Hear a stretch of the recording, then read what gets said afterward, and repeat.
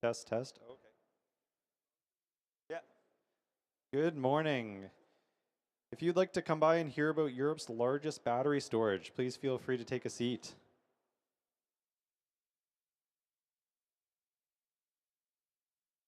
Biggest battery storage project in Europe. If you'd like to hear about it, I'm about to get started here. All right. Well, thanks everyone. So my name is Mark Mitchell with Hatch, and I lead our distribution and smart grid team globally.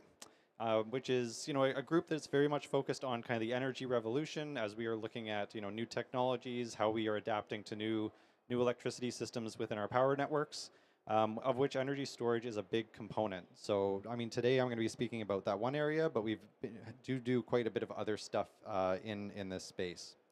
So if you haven't heard of Hatch, I mean we are a professional services company. We're about over 10,000 worldwide. We've got roots that go back over 70 years. Canadian based. So bulk of our staff are in Canada, but our closest office here is in Essen. But globally distributed, as you can see here, offices around the world, USA, Canada, Australia, and kind of dispersed across different skill sets as well. So when it comes to batteries, I mean, Hatch has been involved across all phases of battery projects, all the way from concept through to operation. I mean, you probably can't read this, but these are some examples of projects that we've been involved in the past 5 to 10 years. The specific project I'm going to be talking about today is up here on, oh, it's missing, yeah, right here, with Giga Storage, where we're the owner's engineer for the largest storage project in Europe. But we do have experience all the way through to operation of energy storage. I mean, one project I'll mention here, which is a microgrid, which is a remote system in the Canadian Arctic, where we're using a battery to integrate wind power. So before I get into the actual project specifics, I wanted to do a little bit of a battery 101, right? Just so you understand the technology of what it takes to build an energy storage project. And I mean, it's worth starting with actual landscape of what energy storage looks like. And it's worth remembering that energy storage has actually been around for centuries.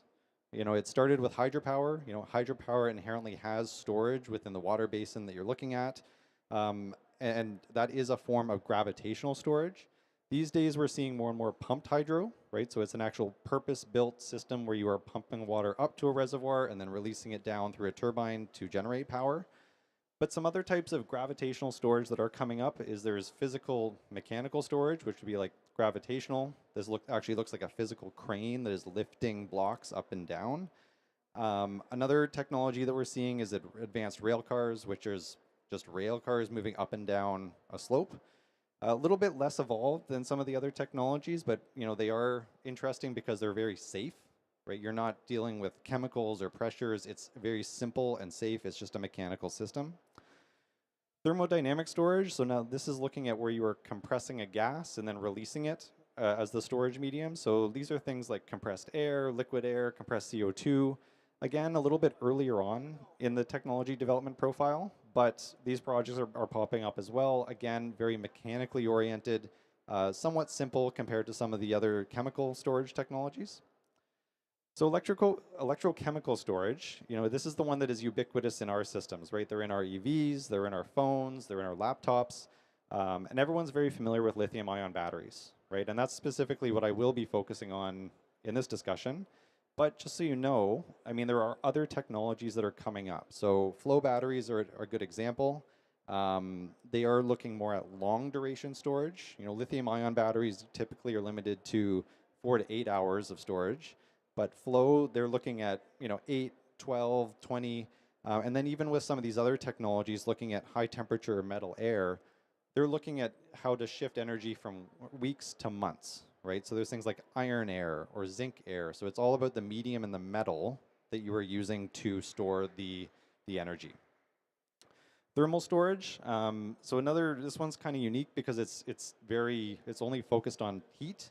You're not typically converting it back into electricity, right? It's if you want to store heat for say a district heating system, you might charge up a whole bunch of bricks that are retaining that heat and then pump it later on throughout a network. But we also have phase change material and molten salt technologies.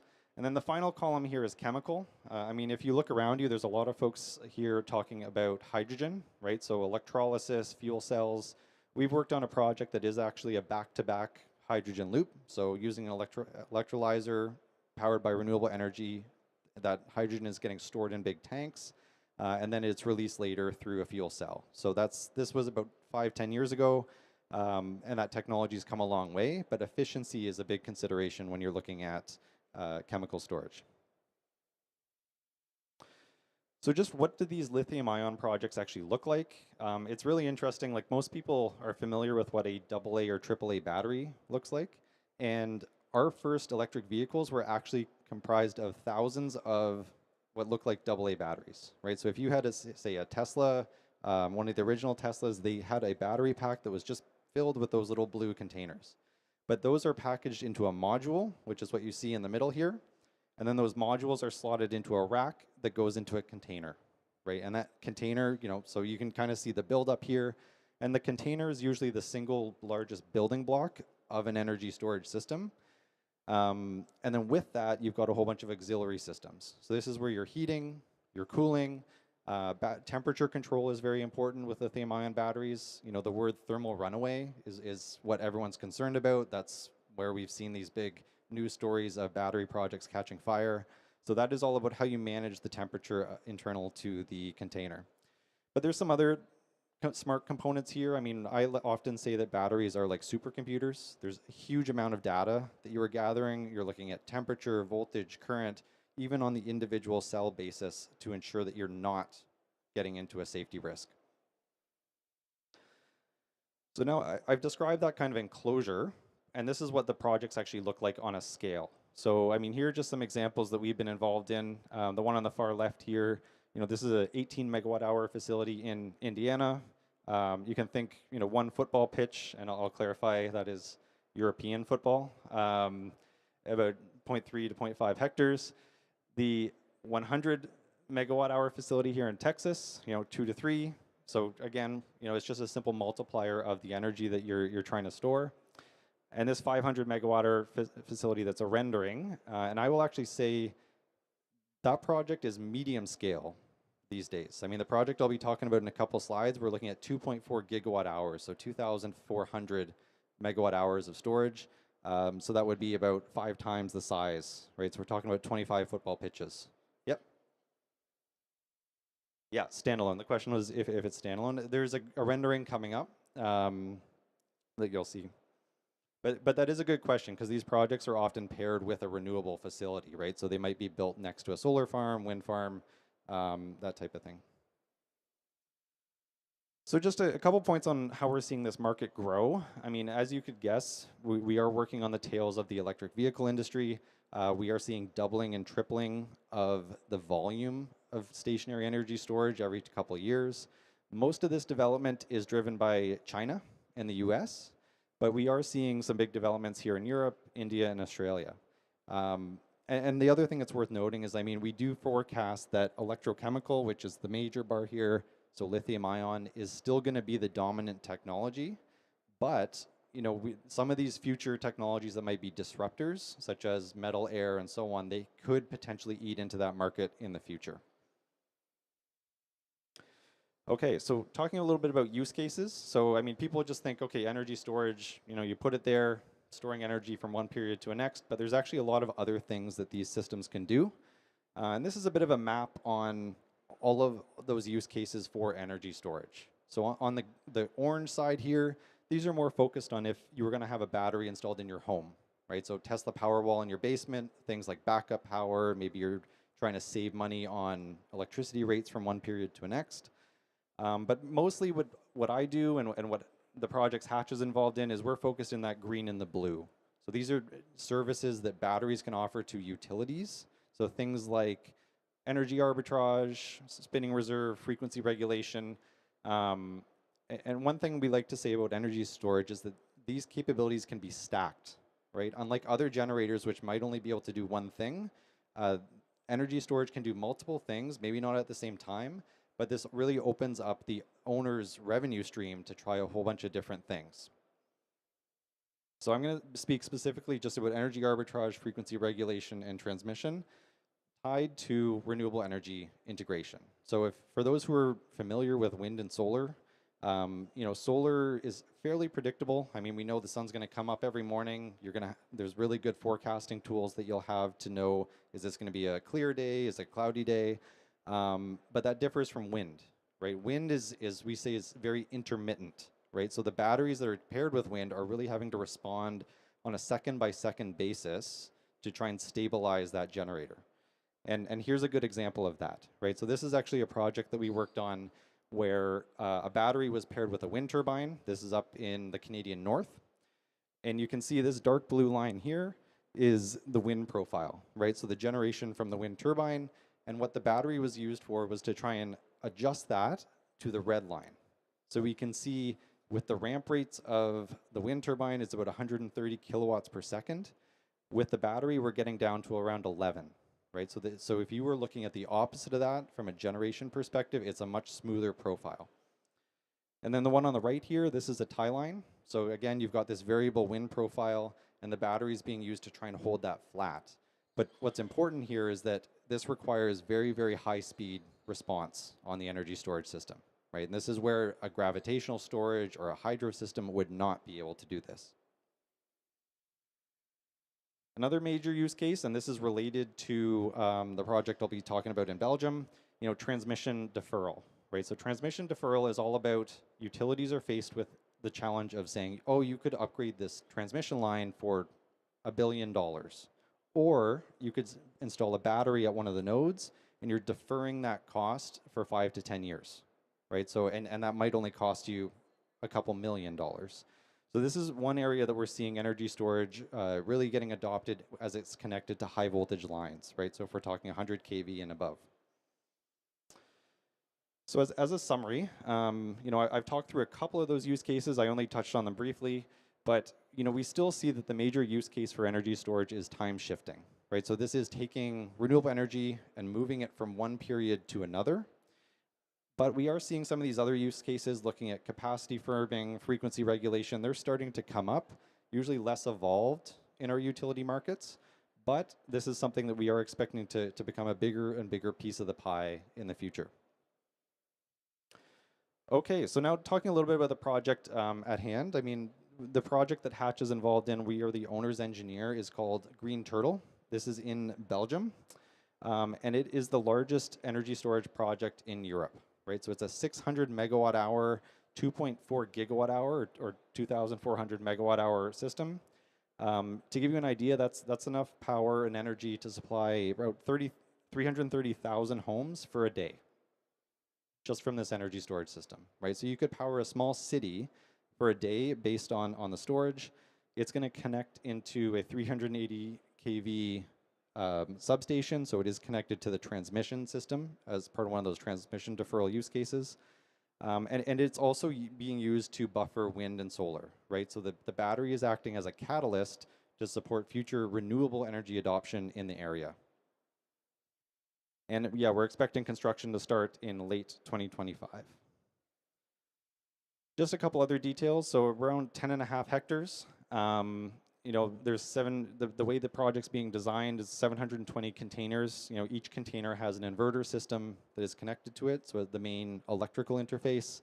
185 medium voltage transformers, inverters sized at 1.5 MVA or 1500 MVA.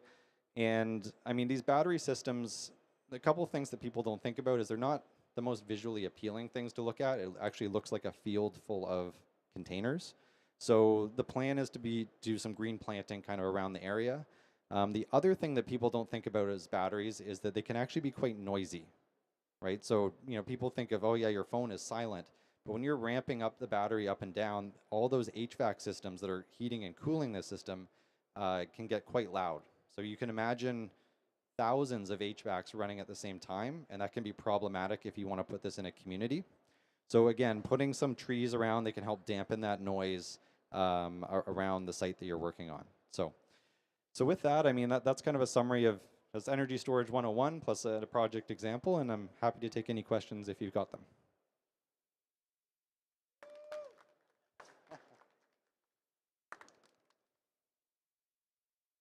No questions? Okay. Well, if not, feel free to visit Hatch at our booth over there at E62. Got a couple of my colleagues around here who are happy to chat with you, or feel free to come up and talk to me if you've got anything else. Thanks a lot.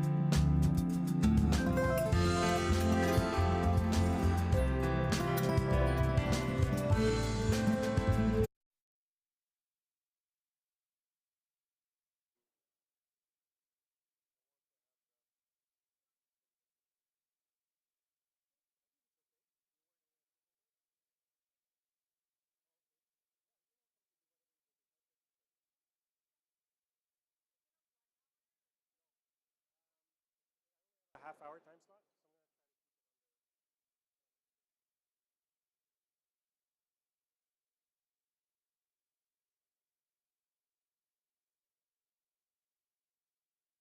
under. How are you?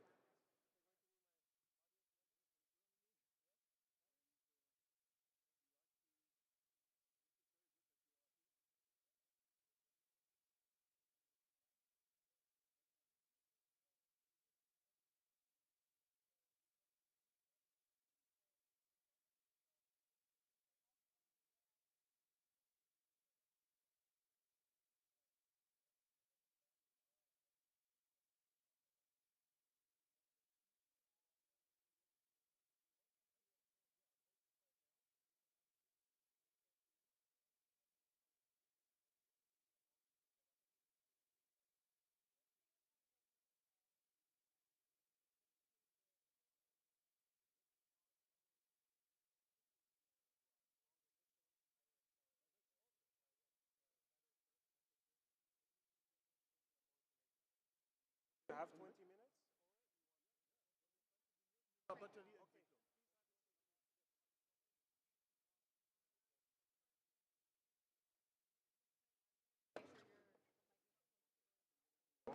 Yeah, so I'll go like this if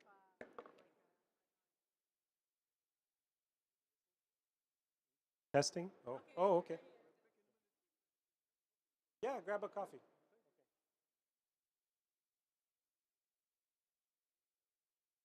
Good morning. I'm Anthony Koresh from Advanced Test and Automation. And this morning I'll be talking to you about immersion cooling. This is a very interesting area that's expected to grow and take about 30% of the market in terms of cooling batteries and high power computing, supercomputers. So let's get started. In fact, using oils for cooling is something that's been around for a really long time. Back in the 1800s, the 1890s, as they were building transformers and handling higher voltages, had concerns about arcing and so on, they discovered that they could put oil in these transformers and get much better temperature control and also prevent arcing. So this is a really interesting thing that's been around for over 100 years, but the stage we're at now is applying some of these principles from that industry into the EV industry to cool batteries so we can get better performance, and also in computing as computers need more, AI, high-powered chips, more demands on temperature and so on. This oil technology can work really well for those industries. So this is something that's quite new. It's in the R&D/deployment phase, and that's what we're going to talk about. In fact, if we look here, we'll see that when you have a battery, and here we have a vehicle, an EV battery, it can overheat because as you're using the battery, there's a thermal gradient that happens. The batteries heat up, and what can happen is if inside the battery it reaches a temperature, 45 degrees or 60, depends on the battery, you can get thermal runaway.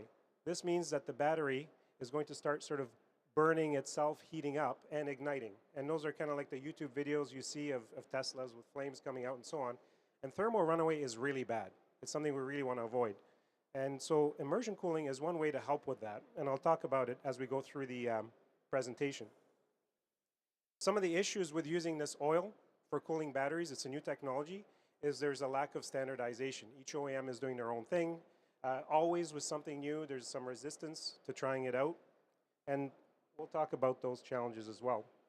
Now, the same type of oil or immersion cooling can be used in high power compute applications as well. So as these data centers are needing more computing power, faster calculations, they generate a lot of heat. Traditionally, they use air that's blowing through a data center to cool these, but they're reaching limits. They can't run them as fast. So taking an oil that's cold and dunking the whole computer basically in this oil allows the computer to run much faster, more stable, the exact same hardware. And we've got big players. We've got Google, Meta, Microsoft. They're all coming together to bring this technology to the industry. It's still new, so we don't have as many standards. We're developing them. And the total cost of ownership is not quite clear yet, and it'll be determined as there's more use applications. So this is a very logical thing to use oil to cool, or liquid cooling. We've seen it in cars. They started off with air cooling. You know, you used to have an engine, and the faster you drive, the air is going over the engine, it cools it. But there was performance and efficiency limitations. And so once we went to liquid cooling of engines, we could get higher performance, higher efficiencies, because we were able to control the temperature in the engines much better. And so these same benefits can happen now for EV applications, batteries, and also for computing, basically using the liquid, immersing it.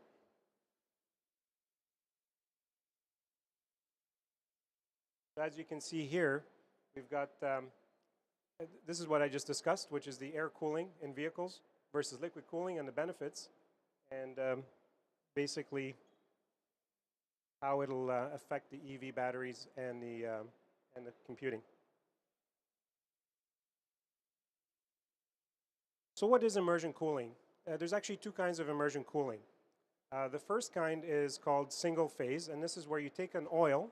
It's a cold oil, and we can see that on the left side of this slide, the diagram. Basically, that oil is around, this is a representative battery here, and the oil keeps that battery at a stable temperature. And because the battery is completely in that oil or that immersion cooling fluid, it has a uniform temperature. As it heats up, it transfers that heat to the fluid, to the oil, and it's able to maintain that even temperature. In contrast, there's something called two-phase cooling. And two-phase cooling is that picture on the right side. What that means is the oil is changing phase. So the oil is a liquid, and then it heats up due to the battery, and then it actually evaporates. It turns into a gas. And as it's changing from liquid to gas, what happens is you're removing a lot more energy, a lot more heat energy. And so it's another method that's used. Usually the liquid turns into a gas at a lower temperature, so you sort of boil at a 40, 60 degrees, whatever the set point is for that application. And it's a way to remove the heat and maintain the battery in a stable way.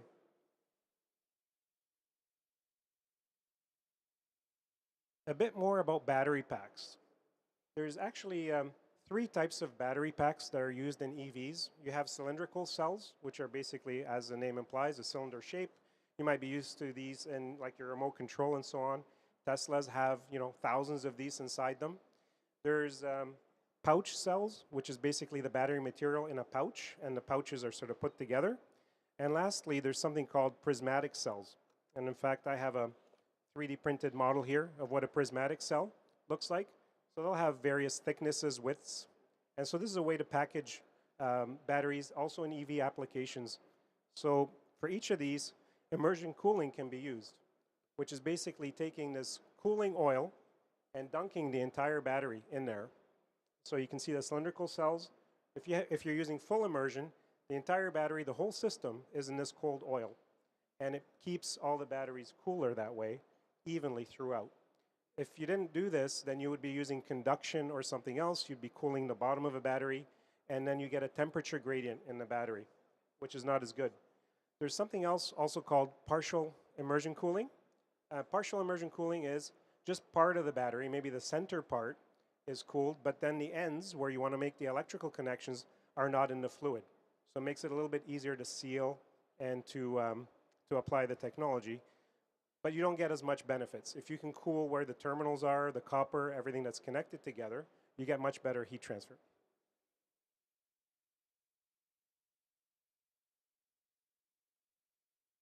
There's three general families of fluids that are used for cooling or liquid cooling. One is a water glycol. That's very similar to your coolant in your car, where you fill it in, you put water, a little bit of glycol. And when it comes, and that's used in EVs as well. Typically, if they use water glycol, that's conductive, so you would never put the battery in that because it would short the battery. It'd be really bad news. So what they'll do is they'll take that water glycol mixture and flow it around in a structure, like a metal structure, and they use the metal as a barrier to cool, it could be plastic, but basically you're cooling the batteries through an interface. You're preventing that water glycol getting to the batteries. And if you get in a car accident, water is really bad with lithium. In fact, if you have 1 gram of lithium in water, if it reacts, gives you 1.6 liters of gas. So you can imagine 1 gram turns into 1.6 liters. That's a lot of expansion, and it's very dangerous. And that's why we have these other fluids. Now, two-phase fluids and single-phase fluids. Single-phase fluids are oils. So oil is not conductive. You can put something electrical with, electricity, voltage, potential in this oil, and it will not short out. And that's why they're very favorable. And in fact, when you do that, you get all the temperature removal benefits without any of the dangers of, conducting and so on. And in an EV, that means you don't have to use water glycol. So that EV, if it gets in a car accident and there's a spill, there isn't that same risk of, something conductive interacting with the batteries. Lastly is two-phase fluids. They typically are something like a refrigerant, or they're fluorinated, which means they need that property in order to go from a liquid to a gas to remove that heat. Unfortunately, these tend to be fluids that are not good for the environment. And so they're being phased out. We're looking at new technologies. So two-phase fluids is not as sort of promising as single-phase fluids. Now, when you're doing R&D for battery applications, there's a whole bunch of areas that are very important. And immersion cooling actually has some significant benefits in all these areas. I won't go through every square here, but I'll give you an example. And this presentation can be available to whoever's interested. But let's pick cold behavior, for example. As we know, if you have an EV, your EV's range is quite different. In the summer, you can get the full advertised range. In the winter, you may get half that range. And that's because batteries like to be at an even, constant temperature, like the human body, somewhere between 20 and 30 degrees. And when you're able to use immersion cooling, you can actually heat this fluid and circulate it and keep the entire battery cell at a more even temperature. And using this technology, you can keep that vehicle driving experience more similar in the winter and the summer, because you're handling the thermal management much better. You're keeping that battery in its happy place. And so for a number of different reasons, all these squares cover that, there's a lot of benefits in terms of using this immersion cooling technology.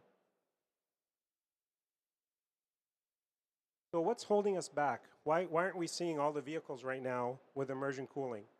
And also in the power computing, in the computing side. The reason is, once you have a fluid and the battery's in there, you have to take a lot of considerations. This fluid is sloshing around. I have an example here of, example, if somebody's designing an EV with a prismatic cell like this and you want to cool it, you have to find ways to have the fluid go around that battery. So they might use something like a pouch, for example, where fluid goes in and then it flows up through that around the battery. So it would look something like this. And you can imagine a whole module where there's all these, and the fluid comes in the bottom, it flows up through the top, and then recirculates. Now, you also have considerations where you have to compress the battery, you have to avoid swelling. There's a lot of engineering challenges, and so there's a lot of R&D to make sure that it's going to be safe, it'll work, that when you have a crash, the oil leaks are managed, and then making it modular. So for example, the thing I just showed is a modular way to do it that's quite innovative, and we're actually working with getting that out there and talking about it with people. When you get to supercomputers, you can use these same types of fluids to cool these computers, so very similar benefits, but some of the challenges there are serviceability, for example, because in data centers, they have all these racks of computers. And so when a component breaks, they can just unclick it, slide it out, slide something else in, or if they need to add more memory, it's a fairly quick change. When you have something that's liquid cooled, immersed, so the whole thing is in fluid, and typically right now they might have tanks, and the computer racks are put into it vertically. You have to lift it out, you have to let it drain, you have to dry it, and then you have to do your switching. You might drop something in the tank, if you have your glasses with you, and then there's a risk of that. The fluid might be 60 degrees. So there's some implementation challenges, but there's also some innovative companies that have figured out ways to alleviate that. For example, there's a company that makes drawers. Each drawer pulls out, and it's fully immersed in liquid. So the drawer comes out, you open the lid, take out that computer.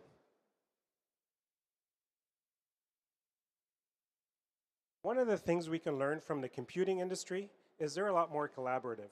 They've actually created the Open Compute project, and it's basically all the big guys getting together and saying, and it's actually very driven by Intel until recently, where they need more computing power, and trying to use either air or conduction just wasn't cutting it anymore.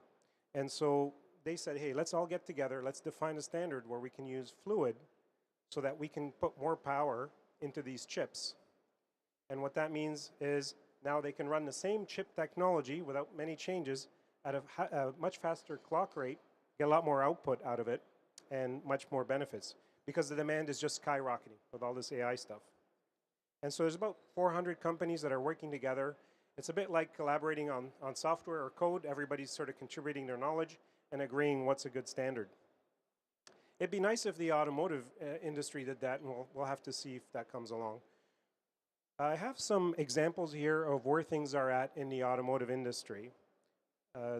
Typically right now for immersion cooling, it's the high-end, high-performance vehicles that are using this technology. Sports cars, for example, because they have a need to charge quicker, a need to discharge quicker, when you're accelerating. And so when you can maintain that battery at an even temperature, then you can do more. You can ask it to do more for you without the risk of getting the battery to that dangerous temperature zone where thermal runaway and all the bad stuff can happen. So here's some examples. Let me show you this.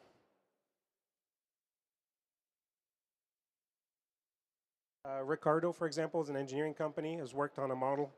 This is a cylindrical battery pack, and it's fully immersed.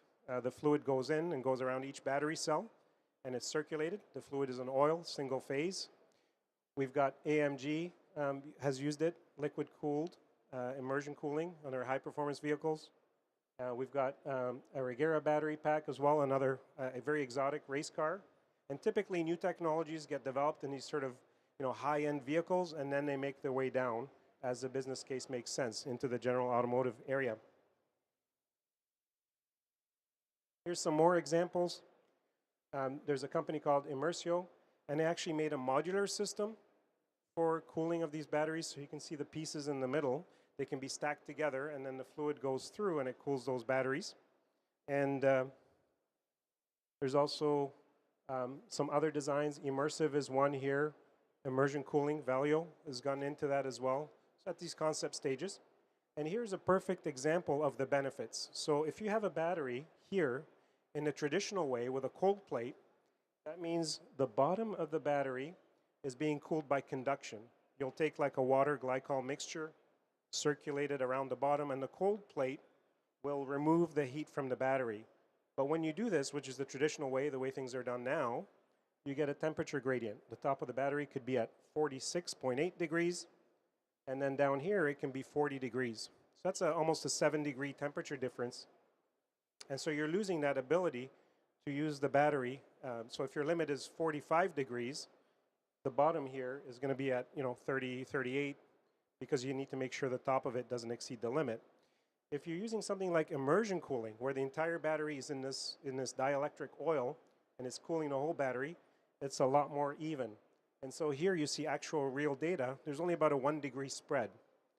That means you can run this battery, if your limit's 45, more confidently, get more out of the battery. And then batteries don't like temperature changes. Each time you change or cycle that battery's temperature, you're reducing its life and usage.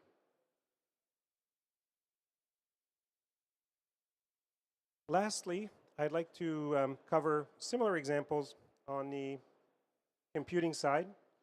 And these are actual real-world examples. These are companies. The first one here is called Advania. It's a data center, and they've actually used a two-phase fluid.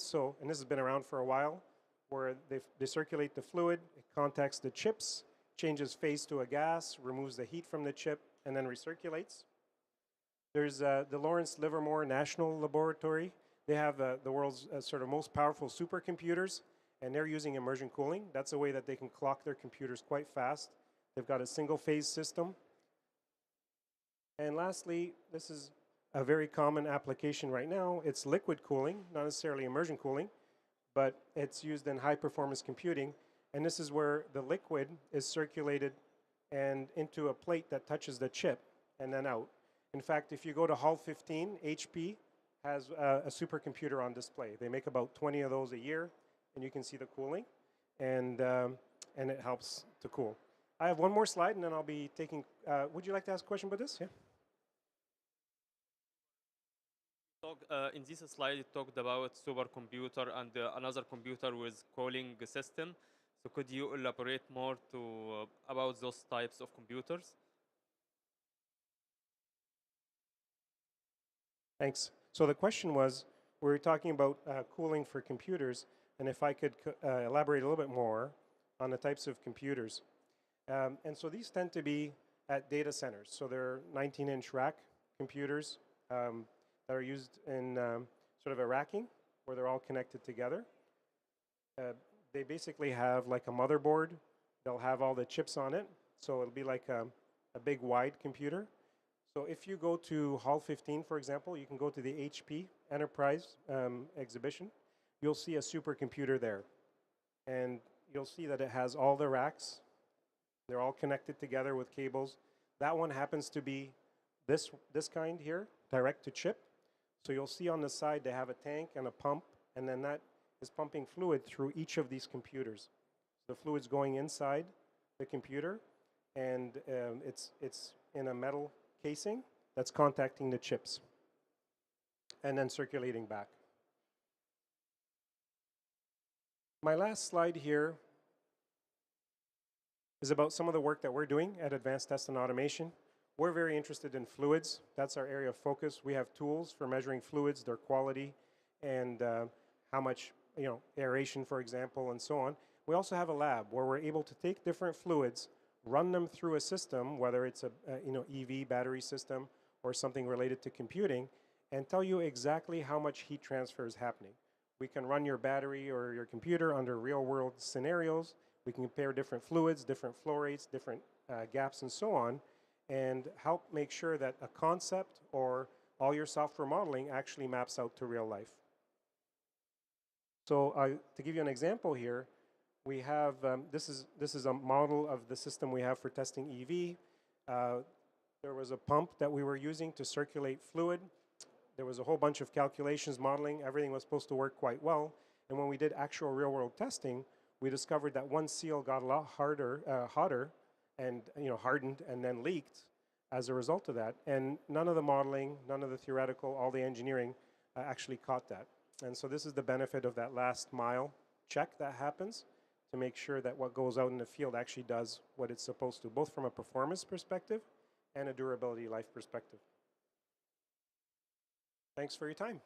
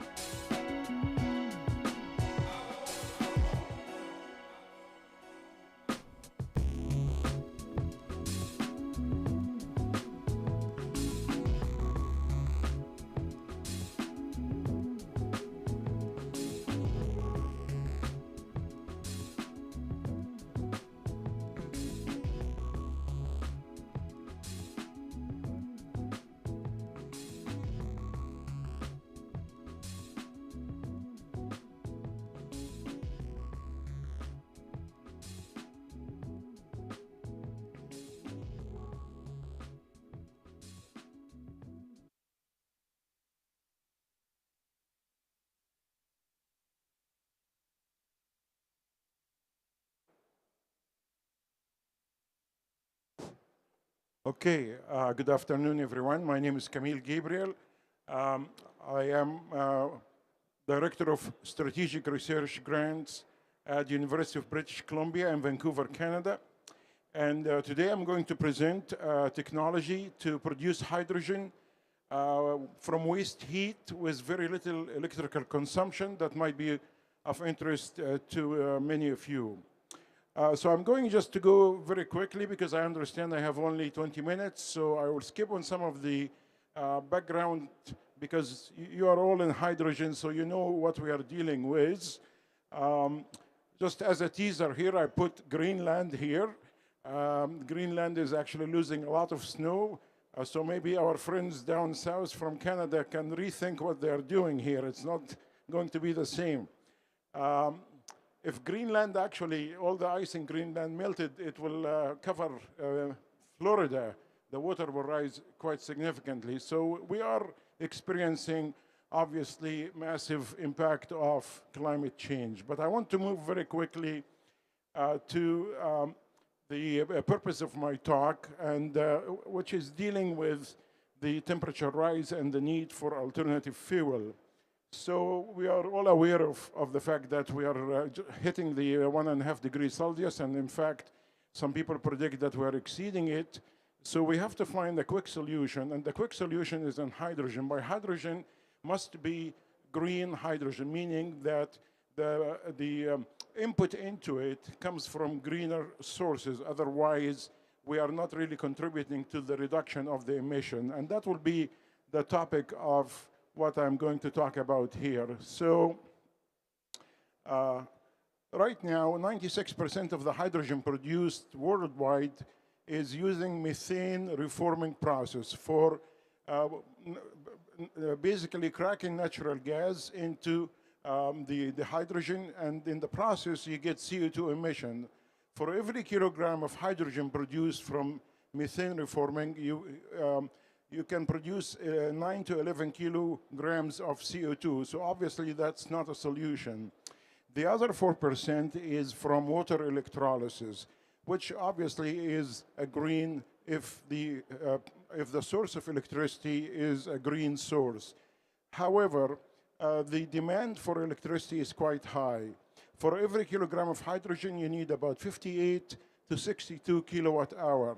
And that is quite significant if you are really trying to produce hydrogen at a large scale. The hydrogen colors that we hear about are very summarized here very quickly. The gray is from fossil fuel with carbon capture and storage. Without carbon capture. The blue is from fossil fuel, but including carbon capture. And the green is what we are going to talk about today. This is the hydrogen value chain, and you can see the input and the output in terms of application, refining, ammonia transport, methanol production, and so on. Okay, so just to make the case for our technology, which is waste heat to hydrogen using thermochemical cycle, I just put in front of you some of the prediction or of the outcome made by Bloomberg for the need of hydrogen if, in fact, all industrial nations adopt the use of hydrogen. You're looking at if we need to do it if the nation adopted in a weak policy, we need to produce about 187 metric ton of hydrogen per year. If they adopt it in a strong policy, such as some of the countries, Canada is one of them, then we will need approximately 700 metric tons per year.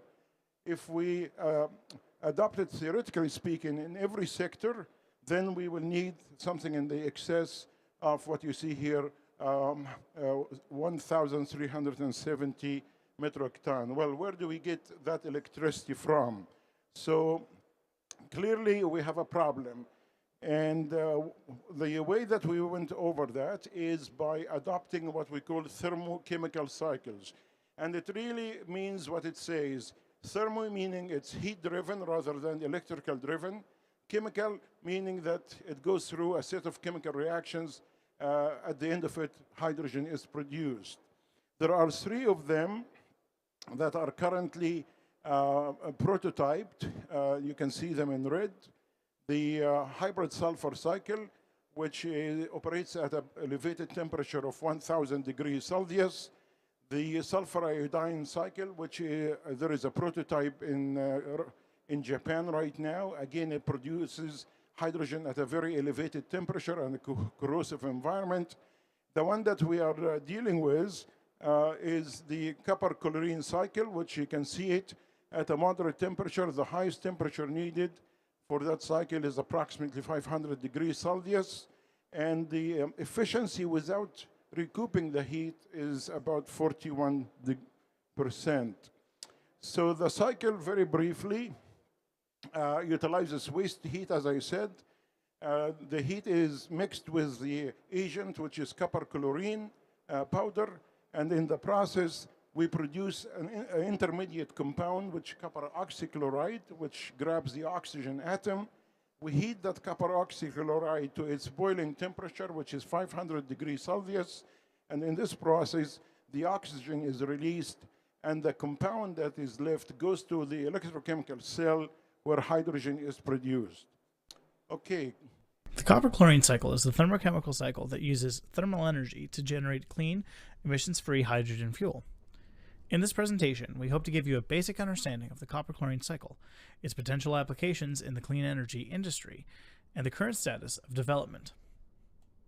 Abbreviated as the CuCl cycle, the copper chlorine cycle uses salts of copper and chlorine as intermediate chemicals to perform a series of thermochemical reactions which split hydrogen and oxygen from water. These salts later decompose and recombine, releasing the hydrogen and oxygen as products.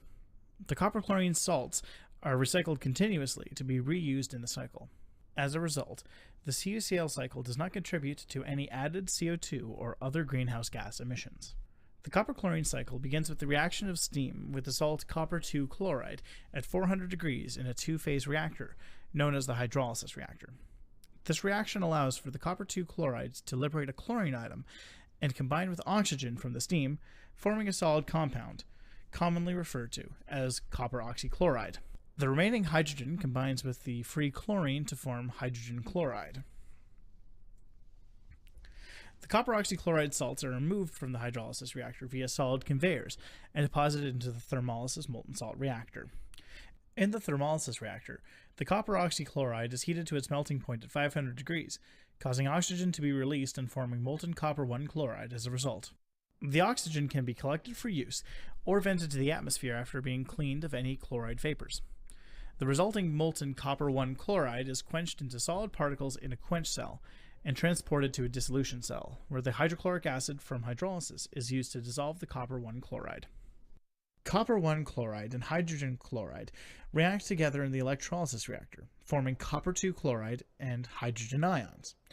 The hydrogen ions combine to form hydrogen gas, which is collected at a gas-liquid separation point in the vessel. The resulting copper 2 chloride is transported back to the hydrolysis reactor, beginning the reaction anew. Okay. So that's kind of how the cycle works. I will be able to elaborate on it, but I'm kind of restricted in time, so I'll just keep moving on. Okay, here are some of the components that we have to build for the structure of the cycle in the laboratory. And this is a full integrated lab scale cycle that produces approximately 150 liters per hour of hydrogen in our lab at the Ontario Tech University in Canada. So industrial application, well, we know all of the things that we can do with hydrogen. What we did is we did a case study with a cement plant whereby we wanted to see if we can capture the waste heat from the clinker and use it as the input to our cycle. And the motivation for the cement company, St. Mary's Cement in Ontario, is they can actually use the offset of the CO2 by using hydrogen mixed with natural gas. Instead of right now they are burning purely fossil fuel, and also use the hydrogen for their trucking. They have obviously a huge trucking fleet for concrete distribution. So we did a study, and you can see their initial fuel is all dirty. It's all fossil fuel. And we were able to show them scenarios whereby they can reduce that emission, one by using a mix of natural gas and coal. And the third scenario is by using 50% coal and 50% natural gas enriched with 10% hydrogen. And that was able to reduce their emission by about 26%. Okay, I'm just going to jump on here. All right. So the beauty of this cycle is we can use it for abatement of hard-to-abate industries such as cement, steel. Cement and steel alone produces approximately 12% of the CO2 worldwide. And they are very, very difficult to abate because they consume a huge amount of energy, and mostly it's a fossil fuel. So what we're trying to do is we are trying to see if our technology could be linked to these hard-to-abate industries, allowing them to use a cleaner source of energy, which will be a hydrogen in some sort, and by doing so, we can reduce their CO2 emission. Okay. This is just give you a visual understanding of how much CO2 is emitted in the different forms of producing hydrogen. If we use the hard coal or the natural gas through the methane reforming, you are looking at anywhere between 5 or 7 to 20 kilogram of CO2 emission. And if we use nuclear as the source of heat to drive our cycle, well, we are looking at almost no emission whatsoever. And that's the beauty of the cycle, that depending on the source of heat that we can use to drive the cycle, we can significantly reduce the footprint of the CO2. Okay, so just to summarize the technology, the cycle is a benign technology. There are no emission with that process. It's purely oxygen and hydrogen are the product that comes from the cycle. It converts waste into revenue, waste heat. You get oxygen and hydrogen, which are high commodity. And it improves the plant efficiency. When you put it in a plant, we can raise the efficiency up to 71%. And of course, it allows for storing electricity during the time of little use of demand. As far as the price of the hydrogen produced, here is the prediction made by Bloomberg Green. And you can see that right now, we can produce the hydrogen at about $5.2 per kilogram using this technology. If we scale it up, we can even reduce it at a lower price. Bloomberg Green expects that by 2030, this technology can produce green hydrogen at the same price as steam methane reforming, which is approximately under $3 per kilogram. And their prediction into 2050 that in fact the green hydrogen could be produced even at a lower price, achieving the aim of $2 per kilogram or even less. This is another kind of comparison between the different methods of producing hydrogen, and the cost associated with them was done by a Kona company in Vancouver, British Columbia, Canada. Once again, you can see the green technology at this point of time is expensive, and that's hindrance to the wide use of hydrogen. And therefore, our technology contributes to lowering that cost by using waste heat instead of paying for that energy, such as in water electrolysis. Okay, I think I am. Okay.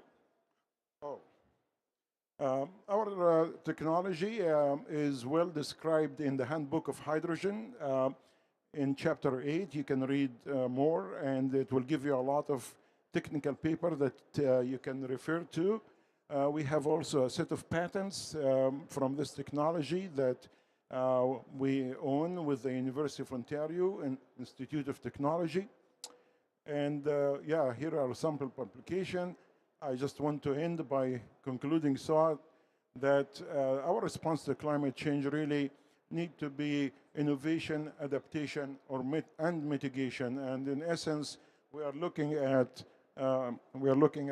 each one of us to contribute to that. It's not going to happen by one individual or one company or one institute, but it's an effort whereby through innovation we can, such as our technology, we can actually reach our goals of reducing emission significantly. With that, I would like to conclude and maybe leave a couple of minutes for questions. Thank you.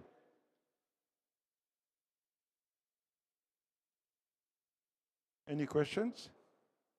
Yes, please. So I'm from India, and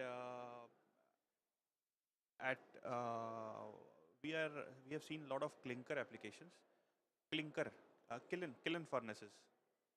So they use mainly coal as a fuel, and there we find an opportunity to replace. If we replace the coal consumption by 30% or 25%, that would be add-on beneficial. It's a benefit to the industry. So can we propose such implementation to such industries? So if I understood, you said you use oil mostly in many applications for heating. Yeah. What kind of temperatures, if I can ask, like what is the temperature range that you are looking at?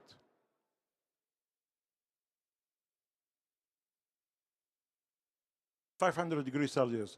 In fact, if you do have that temperature, then through a heat exchanger, we can grab that energy because the highest temperature in the cycle is 500 degrees Celsius. And it only is 1/3 of the total energy required. Most of the energy is at 400 degree or less. So if we are, like what we did with the cement plant, is we put an interface heat exchanger that grabs that heat and bring it to the cycle to drive it. So we can do the same with an oil of 500 degrees Celsius by basically having a heat exchanger that allows us to grab that heat. And even if it comes at 400, that allows us to initiate the cycle. And when we come to the step where we need the 500 to boil that compound and release the oxygen, we can use a heat pump or other source to bring it up. So I would say the answer to your question is yes, we can do it. She said, cut it.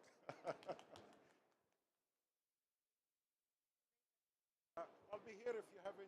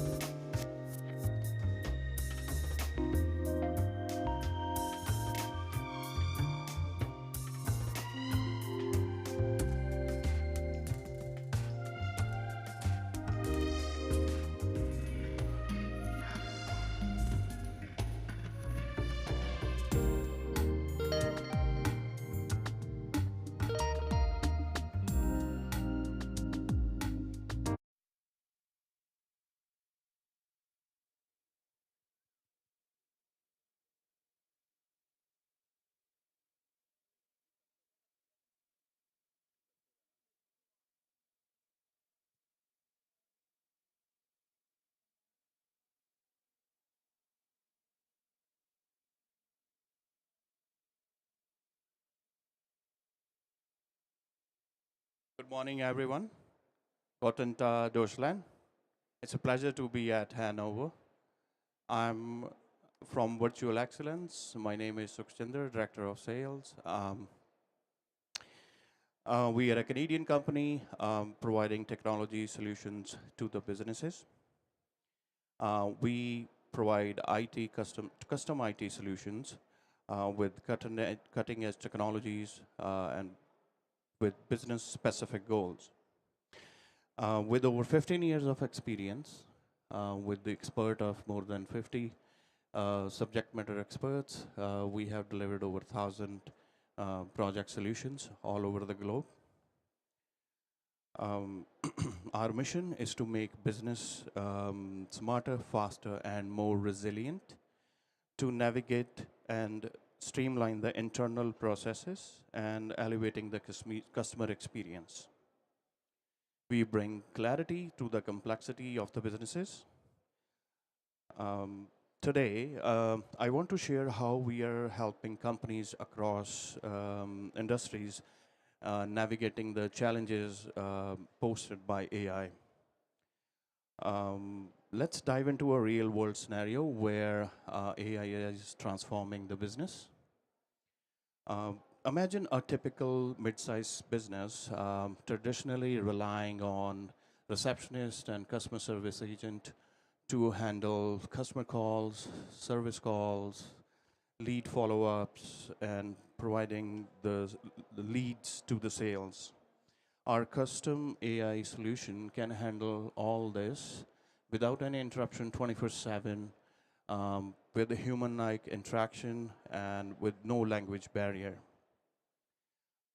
It can not only listen, it can learn and qualify the leads based on your business logic. It can book meetings, schedule service call. It can also be integrated into your CRM and calendars. We can train the AI engine to pull the historical data provided by the business to provide the custom responses specific to the business services, products, and company policies. The solution can be deployed all across the industries, such as service industry, retail, hospitals, healthcare, and professional services. We not only can automate the invoice processing, inventory management, and automate the pipeline with your business logic. We work very closely with your system, within your system, to design the custom solutions to boost the efficiency and to enable the scalability. Now I invite Abhishek on to show like how to unlock business funding through technology. Thanks, Suki. Thanks, everyone. Now let's shift focus to another crucial pillar of digital transformation, govgrant.ca. With our deep understanding of government-backed programs and funding framework, we help businesses tap into available funding sources and grants to support their growth. This includes CDAP, IRAP, CanExport, SRAD, and various other federal provincial incentives. We have developed a hybrid platform that combines RI and AI and match it with the most suitable funding opportunities.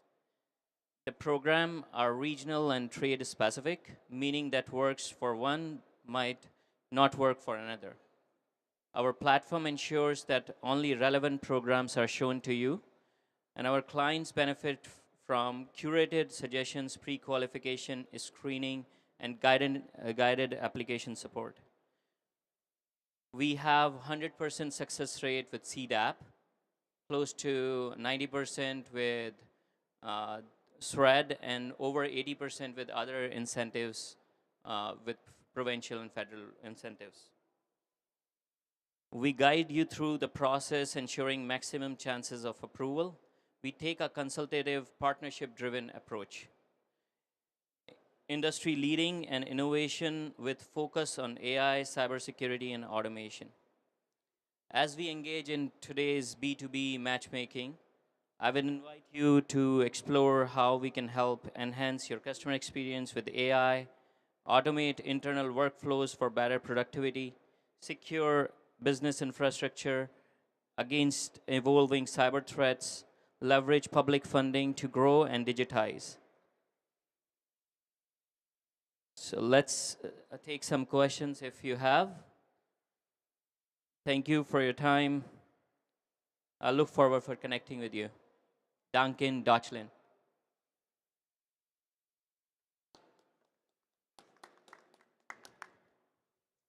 What's the name of the platform that you guys are talking about here? So that is govgrant.ca. Thank you.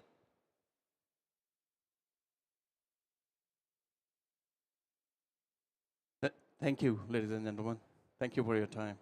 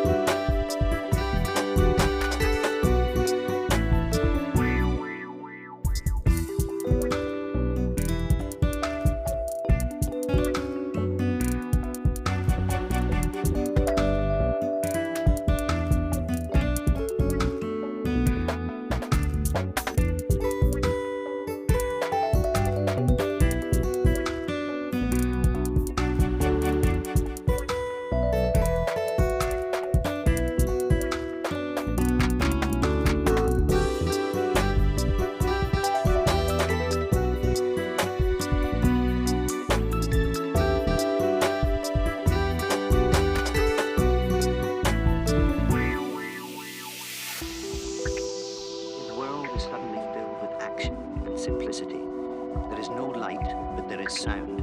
It fills him in great sluggish waves, not heard, but felt through his 100 cells. The cells pulse, separate, contract according to the rush of fluid. This is now the basis of his being, the flow.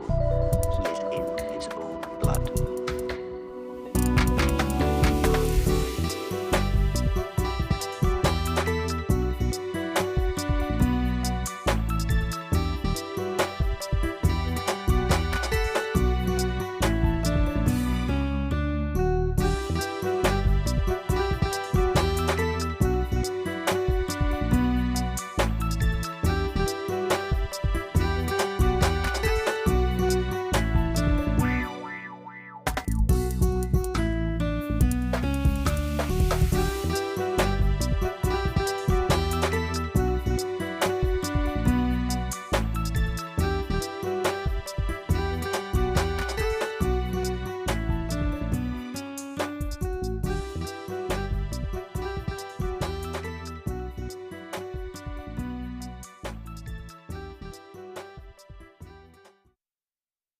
I don't know if I'll make it back home.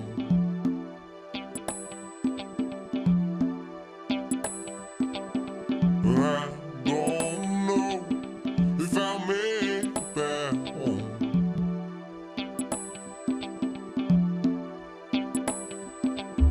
I don't know if I'll make it back home.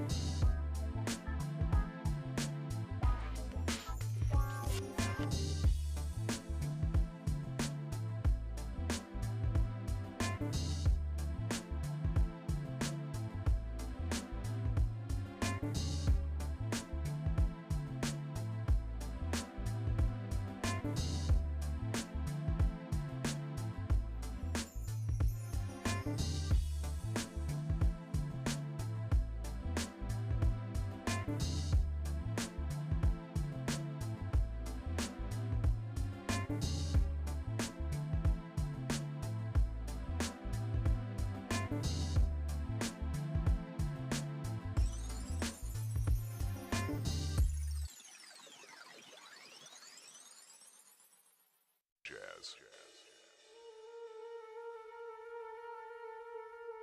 Jazz. Jazz. Jazz. Jazz.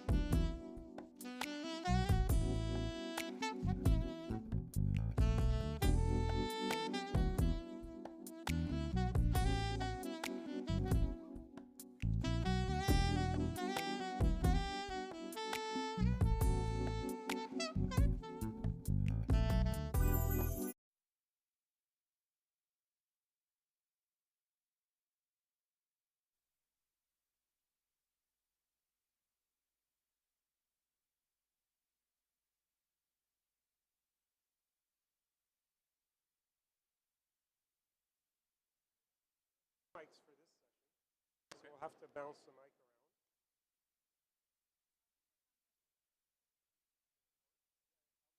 One other panelist.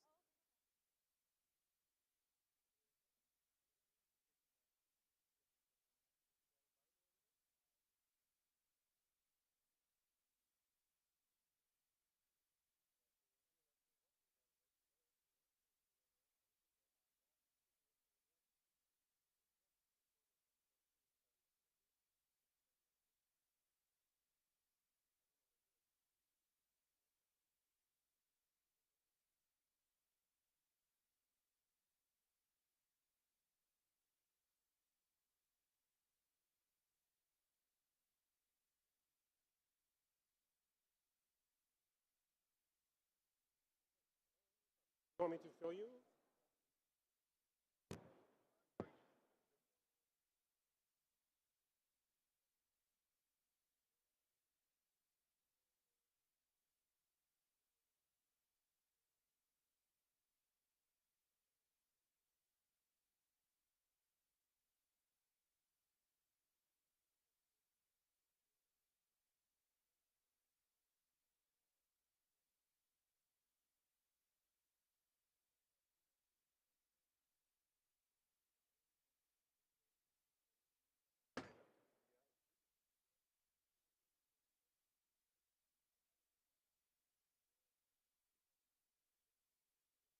Yeah, but I'm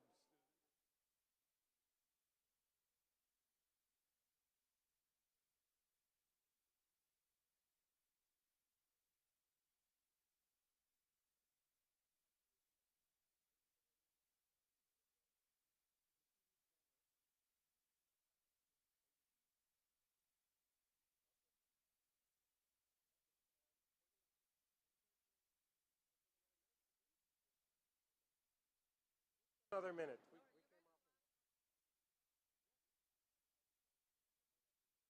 Yeah, so maybe 5 minutes or so.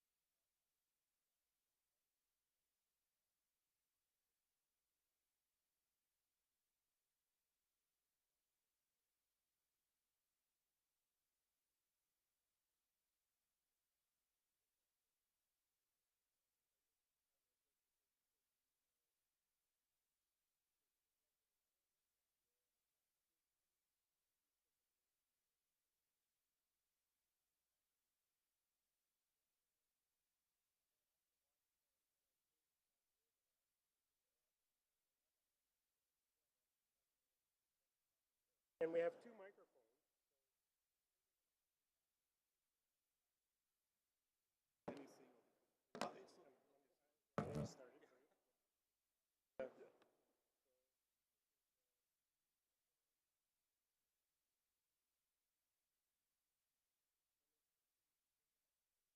Testing.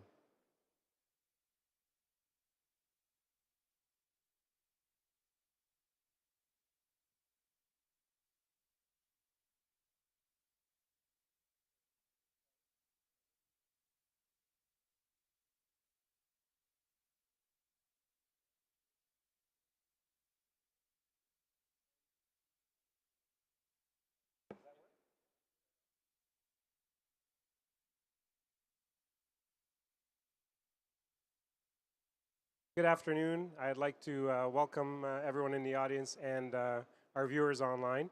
This afternoon, we're going to do a fairly informal discussion, but we're going to have some really good panelists with us here today. I'd like to introduce Mr. Simon Crane, who's on my left here. He's from HF Sinclair, and he's in charge of bringing new innovative products to the market with a focus on fluids, liquid cooling. And to my right, I've got Mr. Matthias Rudolph from FEV. He's the director of battery. He has a team of 150 people and another 800 engineers that work on solving very relevant challenges in battery technology for OEMs across the world. So we're quite lucky and blessed to have such great knowledge and expertise with us here. And it's going to be an informal sort of discussion presentation. We're going to go through some topics and invite the panelists to contribute their knowledge. Maybe challenge some things, add some color as we go through. We've got up to an hour together. We don't have to use the whole hour. It's really for our viewers and to educate them about the work that we're doing, about some of the future activities around how to revolutionize battery and high-performance computing using immersion cooling. So these are two different sectors, EVs and supercomputing, but they have a lot of things in common and some differences, and we'll explore that as we have this discussion today. So first, since we're talking about immersion cooling, we should say that even though it's new, immersion cooling has been around for a really long time. In fact, in the electricity transmission industry over 100 years ago, as early as 1890s, as they had more voltage for these transformers, and they needed a way to prevent arcing, they needed a way to have good thermal management, make sure they didn't get any hot spots, and so they started experimenting with oils and putting them in these transformers. And that's the way it's been done for about 100 years, and they've evolved. And what we want to discuss today is how to apply that to electrical vehicle batteries and tap into Matthias's knowledge in that area, and computing with Simon's input on that as well. And at any time, please jump in. So if there's anything about transformers or anything you'd like to discuss, just let me know. Well, I think I will jump in just there very quickly because I like the fact that you've included this slide because it illustrates a very important point. Immersion cooling is not new. I like the way you highlighted that main property of optimal heat transfer. That's critical. There are other challenges as well, including materials compatibility, but there's a certain experience that's out there in the market, and I'd say even more so with mission critical infrastructure, because that's often a question we get when we're talking about immersion cooling for computing. One of the key parameters is really to support almost 100% uptime to avoid data outages. So not only has the technology been tested, but it's actually relevant in the context of mission critical infrastructure as well. So yeah, I like your slide. Well, I believe if we go to the next slide, which you already had on the screen, yes, and this is speaking to battery, and there is one point that stands really and truly out, and this is if we think about modern high voltage batteries, I believe the thermal management is one of the most, I would like to say, ignored requirement, because everybody thinks about fast charging, everybody thinks about operation range, but nobody really thinks about how to enable that. And there are some key effects about a battery, how to enable the best performance. The one is, if you think about a long lifetime of the battery, which is key for electromobility, we speak about 150,000 kilometers. Now BYD tells us there is a million mile battery. So how can we make this happen? And one of the key elements is to keep the battery and the cells, which are very sensitive to in their performance and lifetime expectancies to the temperature range in which they are operated. So we need means in order to keep the temperature in a very limited range. The cells are feeling the best and performing the best if they are maintained at a temperature between 20 and 35 Celsius.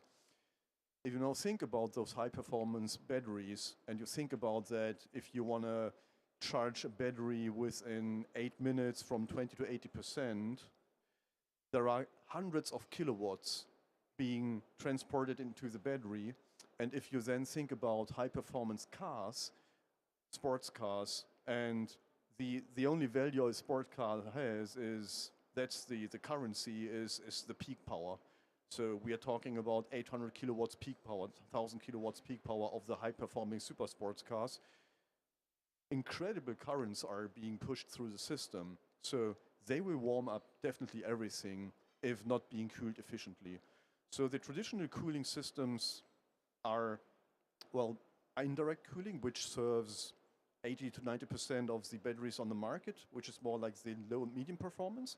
But if we think into other technology, into other applications and into fast charging and high lifetime expectancy, getting a equally distributed temperature on a certain level and maintain this as best as possible is key. And for now, the strength of immersion cooling comes into play for that. And it also has a safety element and impact because a battery that heats too fast is prone to behave unsafe. And secondly, you can use the liquid of the immersion cooling easily to avoid, and we've proven this out, that this is something that you can see in theory and practice to avoid a thermal incident in one of the cells propagating to the neighboring and other cells. So I mean, it increases lifetime and safety. Thank you. That's wonderful. And I just want to build on that, Simon. Even though you're talking about the computer industry here, you have deep technical knowledge about these fluids. And he just mentioned the fluid sort of preventing this thermal runaway. Do you have any insights from the fluid perspective and how it can do that and what's important to avoid these thermal runaways from the right types of fluids? Yes, so broadly speaking, the characteristic that's going to be shared by these immersion cooling fluids for batteries are that they're going to be dielectric. So meaning they conduct heat but not electricity. So that's what I'd really describe as the common base that's required for those fluids. And above that common denominator, I think really is the room for differentiation. So different companies are entering the market with different chemistries, some vertically integrated, some not. And really sharing that dielectric base still leaves a whole lot of headroom for improvement. Perfect, thank you. Since you have the mic, I think it's fitting to move on to talking about the challenge in data centers. And as we've heard in the news, AI is everywhere. Everybody's really interested in computing, all kinds of new applications and uses. Could you comment a bit about what's going on, sort of the challenges in the data centers and edge computing and so on? Of course. So it's an incredibly exciting time to be in the industry. And liquid cooling for computing is not actually new. It's been around since the 1970s. I believe IBM's widely recognized to be the pioneer. So it's the opposite of a new technology, not just transformers, but specifically computing. What's changed recently is really an exponential increase in the thermal design power of modern chips. So effectively, we all hear a lot about the digital revolution. And it's important to emphasize that machine learning, artificial intelligence are all forms of high-performance compute. And that's really a step change in processing power in terms of supporting those new technologies. So thermal design power essentially correlates to the heat that's given off by a chip. And in the decade from 2010 to 2020, essentially most chips were maxing out at 200 watts. What we've seen since the emergence from the COVID-19 pandemic is a step change, and it really is exponential. So going from that 200 watt per chip steady state level maximum If we're now looking at product releases from NVIDIA, it's above 1,000 watts per chip. So liquid cooling as such isn't new, but the challenge that's really presented by the next generation of chips, that's really the answer to the question, why now? So that's really what's driving the market. Wonderful. Thank you for highlighting that. And just like to sort of take it back a step and look at automotive technology. As we know, engines, back in the day when they first came out, they were air cooled, and they had certain performance and efficiency values they could output. And then there's sort of this invention of liquid cooling and cooling the engine, and it allowed a whole shift of higher performance, reliability, etc. And we kind of see this potentially doing the same thing, both in EVs and in computing. I'm curious if you have any color or highlighting you'd like to do around sort of this analogy of in vehicles and what we've seen in those industries and where we are now with batteries and computing. Yeah, as you've already introduced, and it's on the slide, I mean, there is the traditional way of cooling was and still is the traditional cooling plate cooling. There are certainly, at least in the automotive sector, it is certainly a technology that is sufficient to provide the cooling for today's technology and today's performance requirements. We see a shift there, as I've already said, towards high power charging. We are already thinking about ultra high power charging. That is one of the things, the more energy you bring into the battery, I mean, the quicker you bring it into, the higher the power is, the larger the energy that has to be dissipated. That is point number one. Point number two still is the longevity. I've already mentioned that. And then if we look into specific details of the design of a battery pack, as an example, if you have a big cooling plate underneath the cells, it gives you certain restrictions to the design of the battery pack. So the cells have to be somehow connected to the cooling plate to allow and enable the best temperature transfer and heat transfer from the cell down to the plate. Then you have to have the cooling canals in the plate, which is then being flooded by, or not flooded, but in which the coolant or the cooling liquid circulates. So it sounds easy, but it's not really that easy, because you have to maintain a certain pressure drop within the system. You have to maintain a certain temperature distribution within the system. And that is not something that is easy to do. It requires a lot of simulation, a lot of design iterations to come to the right cooling plate design with all of the different boundary conditions. On top of that, if you put the cells onto something that is solid, there is always the issue about where do you route the vent gases. So any cell, if it overheats, produces vents. You can't avoid this. So meaning there is a small valve, the overpressure valve in each of the cells, and it emits venting gases if being heated or short circuit or whatever misuse is happening. So you have to route those vent gases to somewhere. So if you can't route it through the bottom of the battery system because there is a solid plate, you have to route it to the top. But there you have the high voltage carrying connectors. So that is you can manage that design challenge, but it is still a challenge that you have to deal with, and it increases the height of the battery as well. The other thing is you always have a temperature gradient within the cell. If you have the cooling device attached to the bottom of the cell or to the sides, you always cool just at one point, and then you can have hot spots at different locations. As an example, at the terminals of the cells, which can easily then heat up to 80 or 90 Celsius, which then is prone to destroy the entire battery pack. The immersion cooling provides solutions to that. And if you look outside of the traditional automotive batteries, if you look into the high duty batteries to off-road applications, non-road mobile machinery, especially mining, especially agriculture, with much severe operation conditions, sometimes there is no way around and to avoid immersion cooling, because you simply can't dissipate the required amount of heat with any other cooling means if you haven't got immersion cooling cool system. So with that said, immersion cooling has a big role right now, and we see the importance growing if we look across all of the different thinkable solutions for high voltage batteries.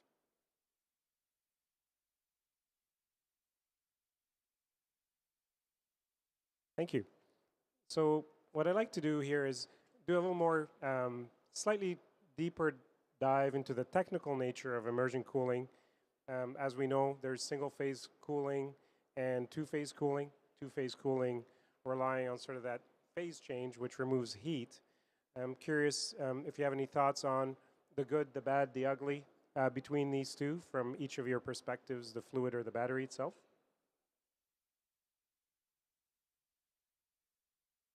Yeah, so good question. So single phase essentially does what the name suggests. So it means the liquid circulating in the system remains in the liquid phase. And dual phase makes use of a phase change. So essentially the liquid boils off to become a gas, and it's then condensed at some point later on in the system. Broadly speaking, if we talk about thermal efficiency, both are great technologies. So that's the first important thing to note. In terms of chemistry, there's significant difference between the two types. And really that's where most of the discussion in the industry turns, because the efficiency of dual phase coolants is not disputed. Thermally, they're very efficient. However, generally they will have fluorochemical bases as opposed to single phase, which are generally hydrocarbon based. And there are regulatory pressures on fluorochemicals which don't exist for the same hydrocarbon-based fluids. So those are the principal differences. And then within each category, I'd say there are subcategories of hydrocarbons and subcategories of fluorochemicals as well. But that's what I'd highlight as the major headlines. Simon, and I'm curious, what's the order of magnitude difference? So if you could do two-phase versus single-phase, it sounds to me like you're saying two-phase is actually the undisputed sort of champion of heat transfer because of that phase change, and it removes, a lot of energy. What's the order of magnitude? So without wanting to duck the question, it is a little too complex to answer, and I'm going to give my opinion on why. There's a relative lack of standardization out there in the industry today in terms of immersion cooling for computing. And there are studies and white papers that are out there that describe the performance of these systems. But since those case studies are often sponsored by vendors of the technology, we can assume that sometimes it's the most favorable configuration of equipment for that particular technology. And that's really essentially why I'm not going to throw a number out there, because in practice that can make a huge difference. So in an immersion situation, if you have a heat sink specifically that's been optimized for immersion, that's going to perform an order of magnitude more efficiently than an air-cooled heatsink that's been retrofitted to a server. So in practice, it's very difficult to have very clear apples-to-apples comparisons, in my opinion. Thank you for that.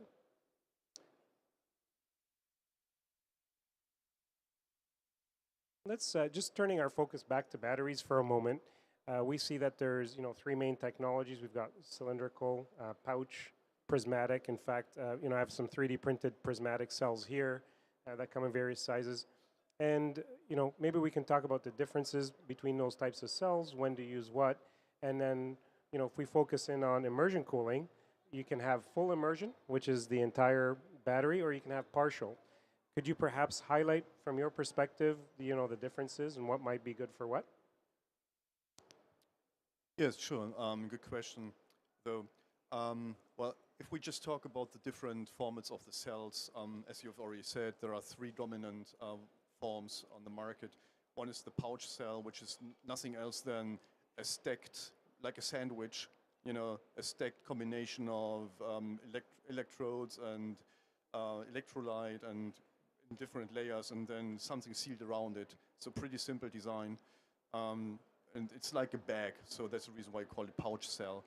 The other one is a prismatic cell, which is basically a hard case in which we have, well, some kind of a coiled up, wound up combination of the electrodes and the separator and the electrolyte material.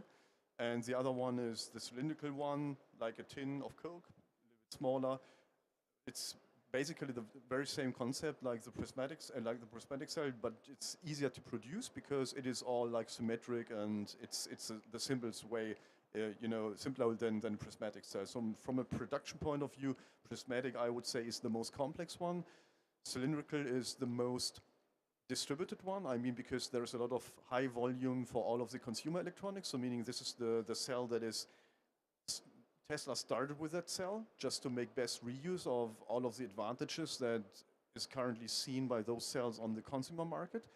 And if we now talk about the differences in cooling, the cylindrical cell is still relatively easy to cool. You can just apply every cooling you want to, if you will.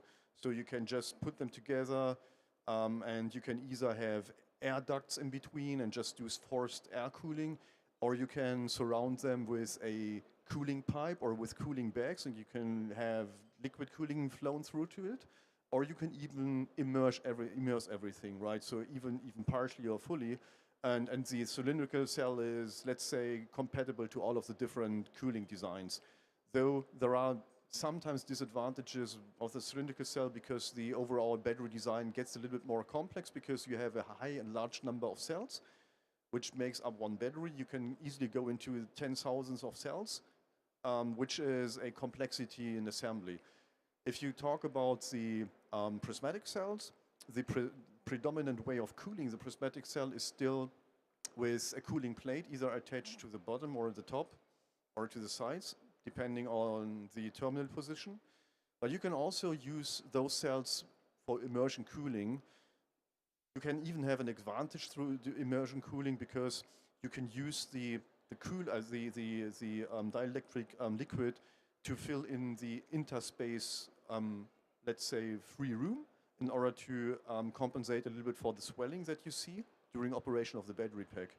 So with that said, basically all of the different cell formats are kind of compatible to all different cooling types, but there are certain advantages to the cylindrical cell if you look at immersion cooling and to the prismatic cell. But we already have investigated also the pouch cell immersion cooling, which is also possible. So meaning it's not really a question about cooling. If you look at the different cell formats and technologies you can do for each of the different formats, you can apply all of the different types of cooling. And I'm curious, you mentioned Tesla and they started with cylindrical because it's readily available and so on.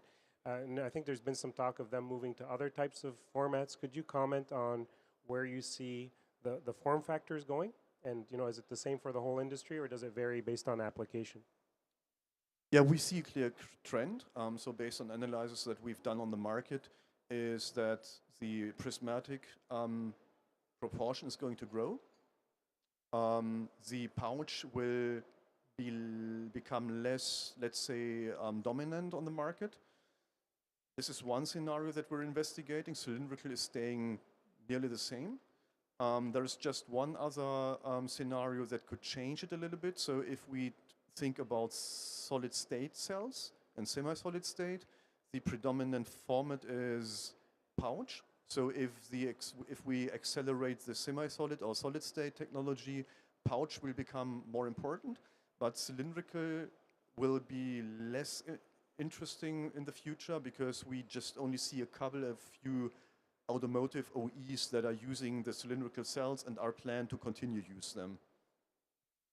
So could you elaborate a little bit on why you see, assuming solid state or semi-solid doesn't take off very rapidly, why the prismatic would be the preferred format? There are some reasons to that. First, prismatic we're talking about the large format prismatic cells. We're talking about one cell of a size of 1 meter in length. So you can, first they give structural support to the battery. So meaning if you have a cell like that, there is less need for structural support of the battery, for the battery stiffness. And the second thing is you can enable a much higher energy density on the battery by using those large prismatic cells. And this is the main advantage. Getting more mechanical robustness and having higher energy density that is driving the prismatic cell. And where does that energy density come from? Is it just the volume, or? It is the volume, and you have less material outside. I mean, we differentiate between active and passive materials. The active material is the true material that is delivering and storing the energy. And then we have like the structural material, which is the housing, the covering, and so on. And the amount of structural material reduces if you grow the cells. It is like if you have a small, let's say a small ball, the volume of the ball is compared to the surface less than if you have a big ball, right? So meaning if you grow a volume, you grow the volume way quicker than you grow the surface of something.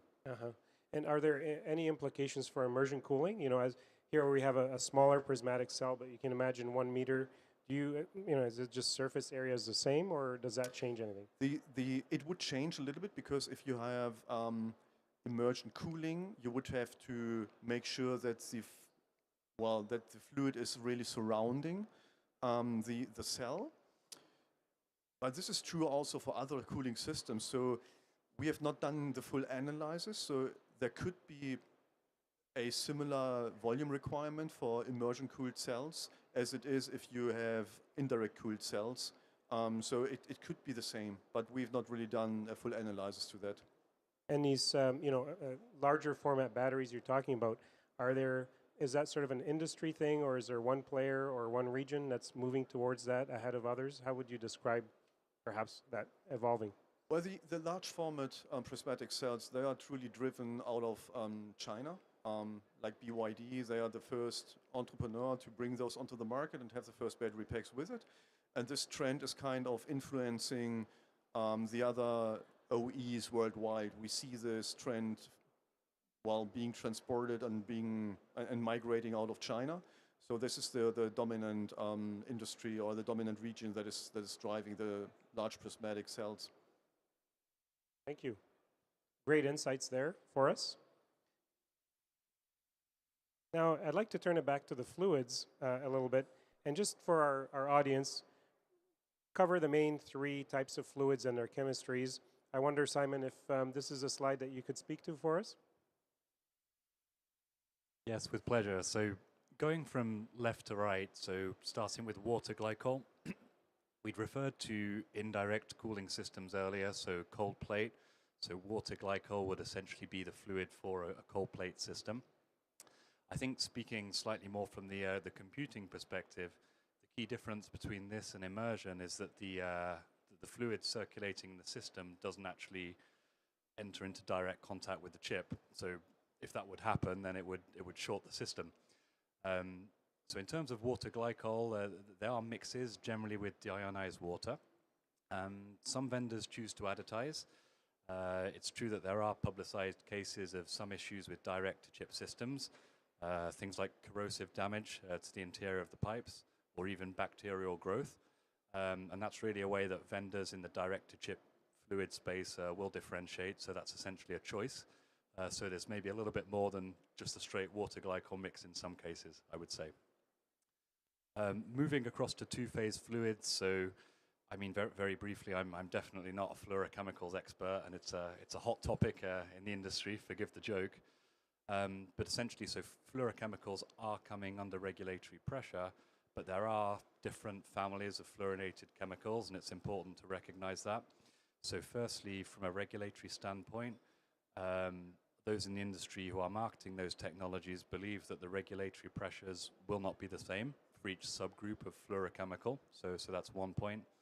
And then second, from a regional perspective, I think it's entirely reasonable to think that regulatory pressure will not be coming equally in each region at the same time. So that's something to consider as well in terms of when people are considering how to really advance in the market and build momentum. And then very briefly, so single phase on the right-hand side. So essentially these are hydrocarbon based. So that's their common characteristic. And we mentioned on a previous slide that this essentially means that they fulfill that basic dielectric function of conducting heat but not electricity. And after that, there are various different subgroups of hydrocarbon, as we discussed for the previous category. I would say that all of these have relative advantages and disadvantages, and that's really the challenge of formulating for immersed compute. So if we were formulating for one parameter, I think that would be a wonderful world for our technologists. They'd like that very much. But in practice, of course, they're balancing different formulating requirements across competing criteria. And I think we've got a slide on Open Compute Project, and we'll talk to that in a few slides' time. That's wonderful. And just curious for our audience that may not be familiar, they might think oil is an oil, and we talk about mineral oils, but no actual sort of chemistry or petroleum knowledge background or whatever you want to call it. What's the difference between, say, an ester and one that's natural or synthetic, or maybe a silicone? I mean, are they all the same thing, and it's nuances, or you should know sort of the basics up front? Very interesting question, because the labels of mineral and synthetic have been around for a long time, and I'd say specifically in industrial and transport markets for lubricants. It's a marketing term, which some fluid manufacturers choose to use, others don't. Essentially, we tend to refer to the API group classifications, which are a global standard for base oils. And essentially, what's important is that since the labels of mineral and synthetic were derived, refining technologies have moved on significantly. So it's no longer a binary world where we have mineral and synthetic, which was maybe true at a time. Now there's a real spectrum of processing technologies, which mean there's a range of different high-quality molecules which essentially fulfill that definition of synthetic. So I'd say it's not a formalized definition, and it's complex for end users in the computing market because the worlds of liquid and computing have not traditionally mixed. And we do feel that further clarification and education is required to help customers make informed choices. And that's actually coming through the Open Compute Project work stream. So there's actually a work group around fluid definitions. It's pre-competitive. We're actually part of that, along with other fluid manufacturers. And that group's really doing commendable work to bring a definition really that creates the conditions for the technology to succeed in the market. And we feel that's the right approach. So long story short, there's multiple technologies that can achieve the same performance requirements, and we think the definition should include all of those molecules, and then it's essentially letting the market decide. That's wonderful. Thank you. And we'll talk about the open compute and perhaps how that could help somebody new to this understand what they should know, check for themselves versus trust a consortium that's done that pre-competitive work, that pre-work. Switching gears a little bit and going back to R&D, immersion coolant fluids and their chemistries, there's certain benefits here, and we're going to talk about battery immersion once again. We have a matrix here of about 12 different sort of, as they say, properties of this. I'd like to invite you to see which ones sort of stand out for you and, really differentiate immersion cooling and its benefits versus the other cold plate and other technologies. Right. So what is important? I mean, we think about automotive batteries, and if you think about automotive batteries, you have to bear in mind that we're talking about high voltage. So it's 400 volts right now. In the future, we will see 800 volt systems. Not in the future, there are currently already some on the market.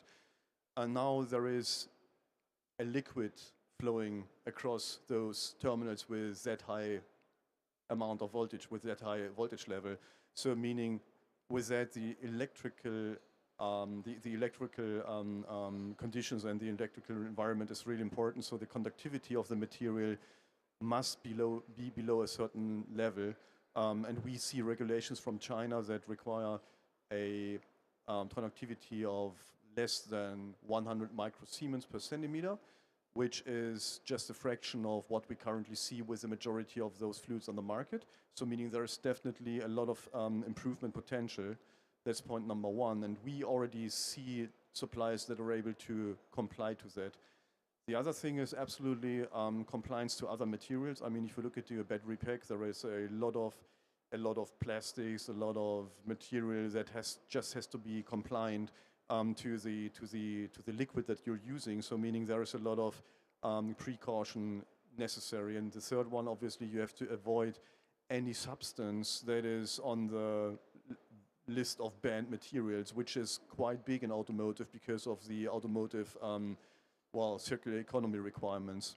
I would like to say those are one of the key elements, plus cost, because full submersion cooling is still not cost competitive because of two reasons. One is the complexity of the design of the battery that requires a lot of additional design elements. And the second one is really and truly the cost of those liquids, which for the given, let's say, properties that we would need in automotive requirements are still way higher than for other applications, I would say.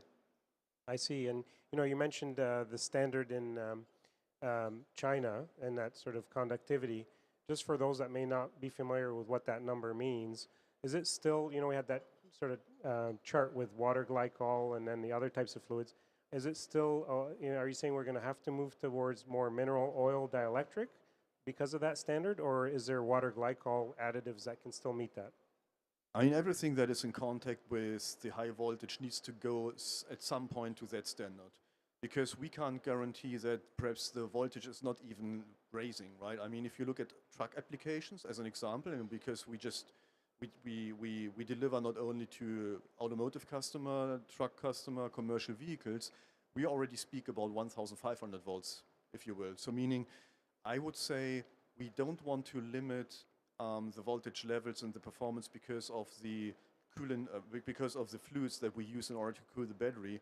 And with that said, my true opinion is that the industry has to go to those levels in order to be flexible enough, be able to be sold globally and for different applications. Mm-hmm.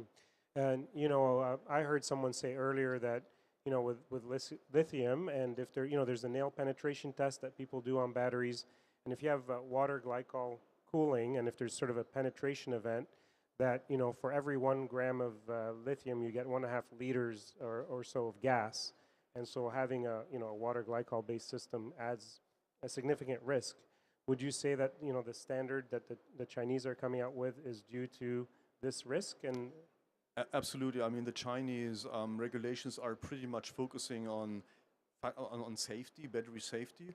We see this in all of the different requirements, be it time for thermal propagation. So that is one of the keys that China is really developing towards, and they're setting standards that are being adopted worldwide.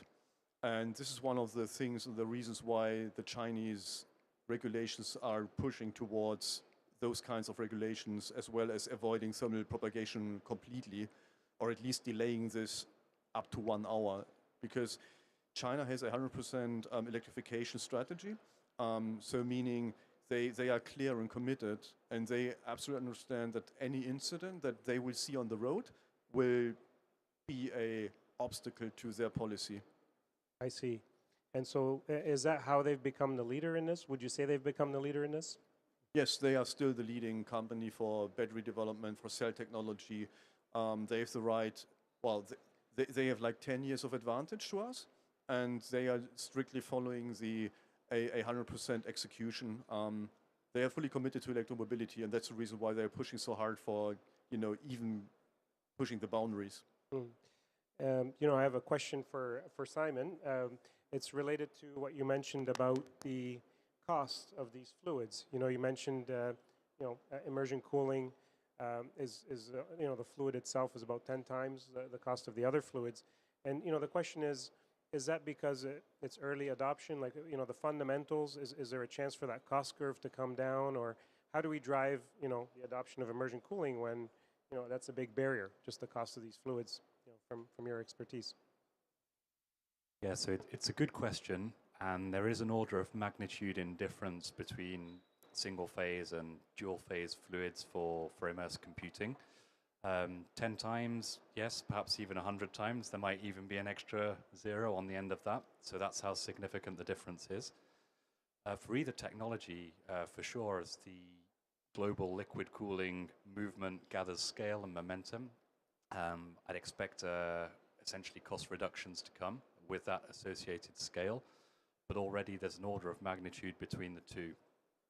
I think for immersive systems, whether they are single phase or dual phase, one of the barriers to adoption has actually been the upfront CapEx investment of acquisition. And that's an interesting one because it applies to whether you're talking about single phase or dual phase.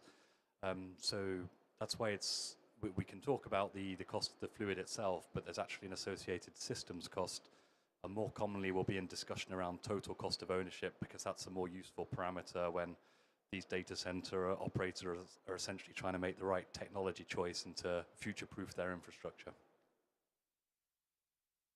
Thank you for that. So just sort of as an overview here, we're going to, we've talked about these sort of challenges and system design considerations. We've talked about some similarities, some differences. Here we want to talk about what are the challenges from an implementation perspective in EVs for immersion cooling. How is that different than cold plate? What new additional concerns do you see impeding perhaps the adoption? Well, I mean, the biggest challenge really and truly is you have to change the design principle relatively fundamentally. If you go from something that is surrounded by air to something that is surrounded by something that's liquid, it is all about getting the things tight. How do you do maintenance? How do you ensure sufficient lifetime for all of the materials that you see that you use? And it doesn't come for free. It's not the way that you just fill in some liquid. You have to make sure that the liquid is in motion, right? Because you still have to transport the heat out of your battery system. And so it's not sufficient that you just pump around a little bit of the oil. You have to attach it to a cooler or a chiller. It gives you a high efficiency and a very commonly distributed temperature gradient within the battery. But at the same time, it comes at design cost, additional component cost, plus perhaps a little bit weight that is required for the coolant inside of for the liquid inside of the battery. So if you really apply increase, or if you accept increased complexity and additional cost, you have to gain a benefit out of that. So what I see is that you go to those cooling systems only if the traditional cooling systems gets you to barriers that you can't move outside of with the traditional technology. So, but we're having a lot of applications that we believe push the boundaries. High and highest power charging is one of the examples. Then different applications is the other example. If you look at the electrification of off-road mobile machinery, like agriculture machinery, mining machinery, that is exactly the area where, first of all, the price sensitivity is not that high. Secondly, they think more in total cost of ownership. And thirdly, they plan the investment differently, right? So meaning, and the requirements are to have a long life battery with minimal service efforts. And so it is worth it to spend the initial investment in order to have a safe, reliable, and good product in place. So looking across the different applications outside of automotive gives you all of the options that I believe unlocks the entire potential for immersion cooling. Yeah, I would like to build on that because I think it's quite a good segue when we're comparing the two applications, so electric vehicle battery and then computing, because immersion cooling for computing is a little more widely deployed than for electric vehicles. So the barriers to adoption are actually slightly different in terms of the challenges. I describe one that's essentially around specification and standardization. So the technology is out there in the market, but driven by individual vendors with essentially no common specifications that customers can relate to. That's improving with the work of the Open Compute project, notably, really setting the basic standard for safety and performance, which we commend and hope it accelerates. There we go, seamless transition. And that really is important work. I think the second class of barrier is really around supply chain. Again, the technology is deployed, but the early pioneers were essentially small and medium-sized enterprises, so there was a structural rate-limiting factor on acceleration within the industry. And I think for certain potential customers, there's a little bit of nervousness when there's not sufficient competition, because combined with a lack of standards, there's a real risk of a potential vendor trap if you do dare to really adopt the technology. Similarly, on the supply chain, there's a real question of warranty delineation. So the important question of if you immerse an expensive server and something wrong happens, who takes liability for that? Immersion warranties for server models aren't widespread at the moment, so we see it coming more and more onto the market.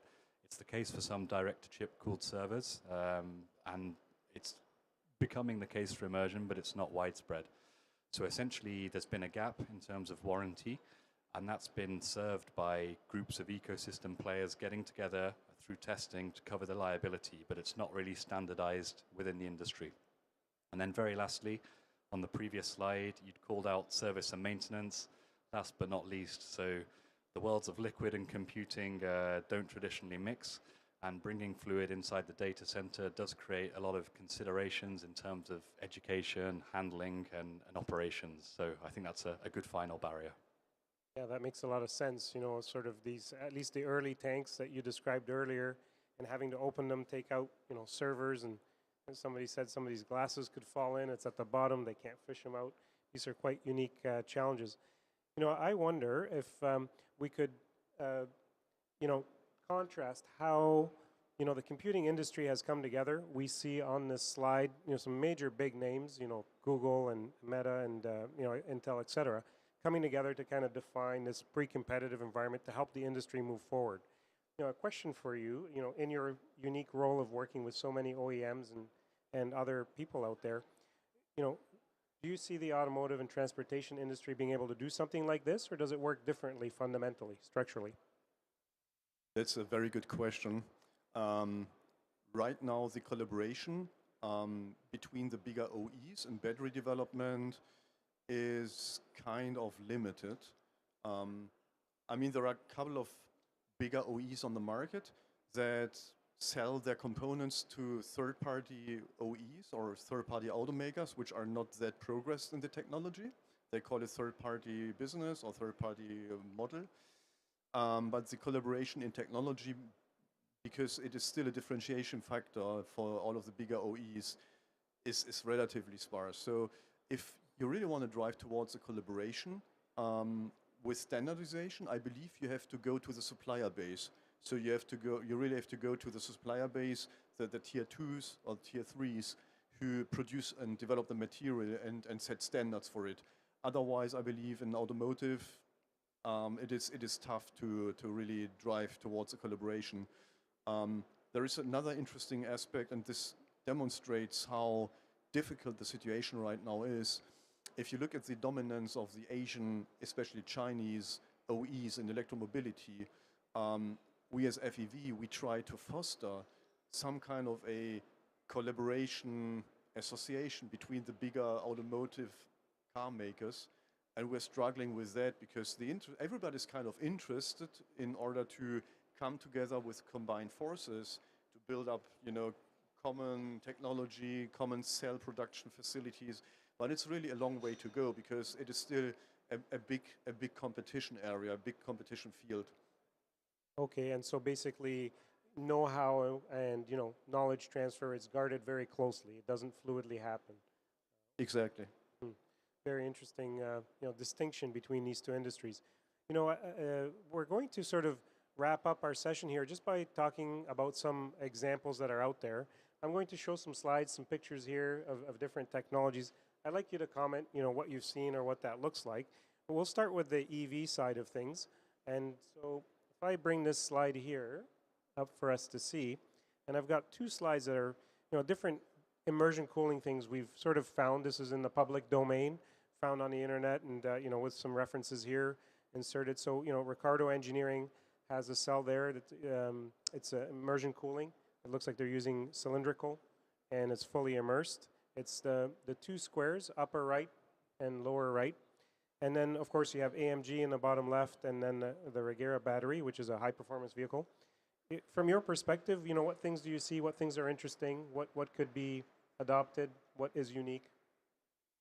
Well, if I start with the AMG high-performance battery, I mean, this one is a good example as to why immersion cooling has its place in the world, because they typically speak about really highest power applications. I don't recall the exact number, but I would say it's something north of 600 kilowatts to 800 kilowatts what this battery pack provides. Perhaps I'm wrong, but it's around this range. And you would never be able to do this with traditional cooling. And this is the point where immersion cooling is an absolutely must-have. And that, at this point in time when it was developed, was some kind of a very innovative technology. It still is, but it was one of the top-notch developments with immersion cooling and batteries at this point in time. Very high-performing pack. The other packs, there is something around that is relatively similar to what I'm seeing on the right side. This kind of a design is frequently used or commonly used in agriculture and heavy mobile machinery. It must be one of the earlier batteries on the market that adopted immersion cooling because they saw the requirements under the heavy operation conditions that they are, at this point in time, they said, well, we need to have a good cooling system. The indirect cooling system didn't provide the performance that was required, and so there was the invention made, okay, why can't we just put everything underwater in apostrophes and in liquid and try to cool it in this way. And this kind of battery design is still around and is still being used for agriculture and heavy-duty machines.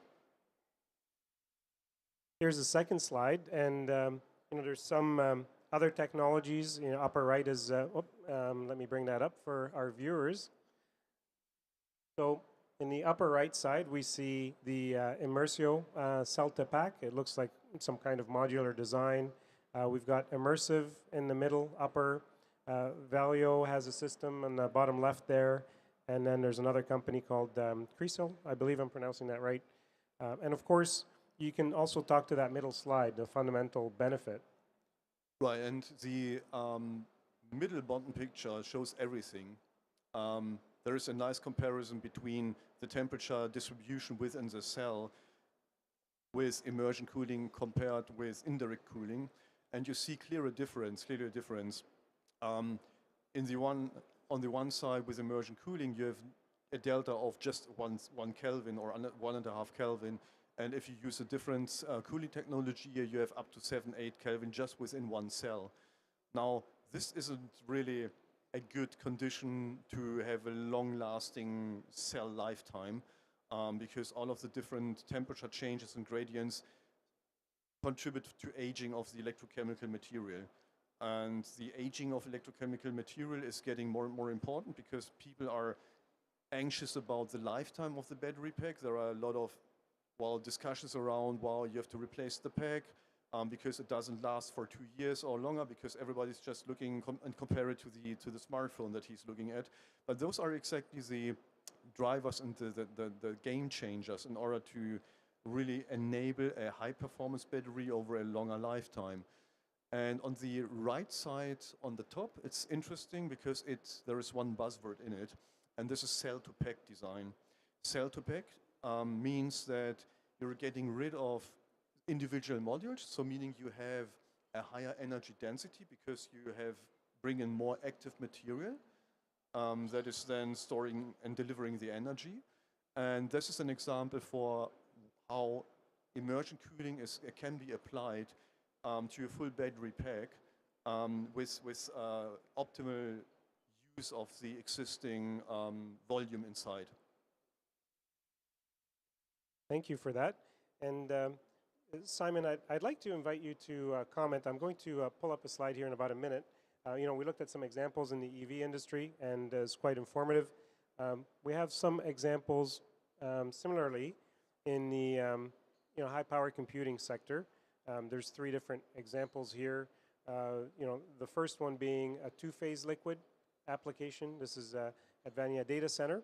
And could you talk a little bit about what that is? It's liquid cooling, not immersion cooling, but what someone could expect if they had that.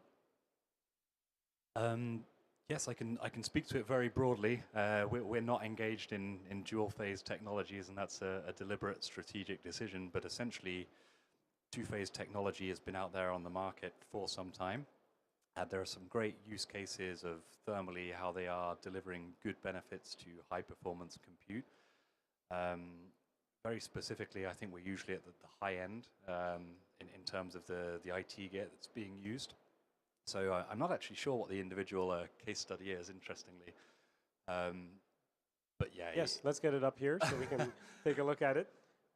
Right. Yeah. So I'm not familiar with this specific case, Yeah. but for In this sure. case, this is a data hosting and cloud computing company, and they had issues with how much heat they were generating and the output.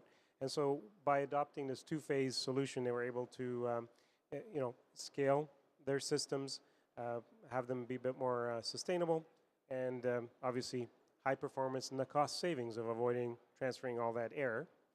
I think this one is one that you might, appreciate quite well. It is a full immersion type of application. It's the Lawrence Livermore National Laboratory.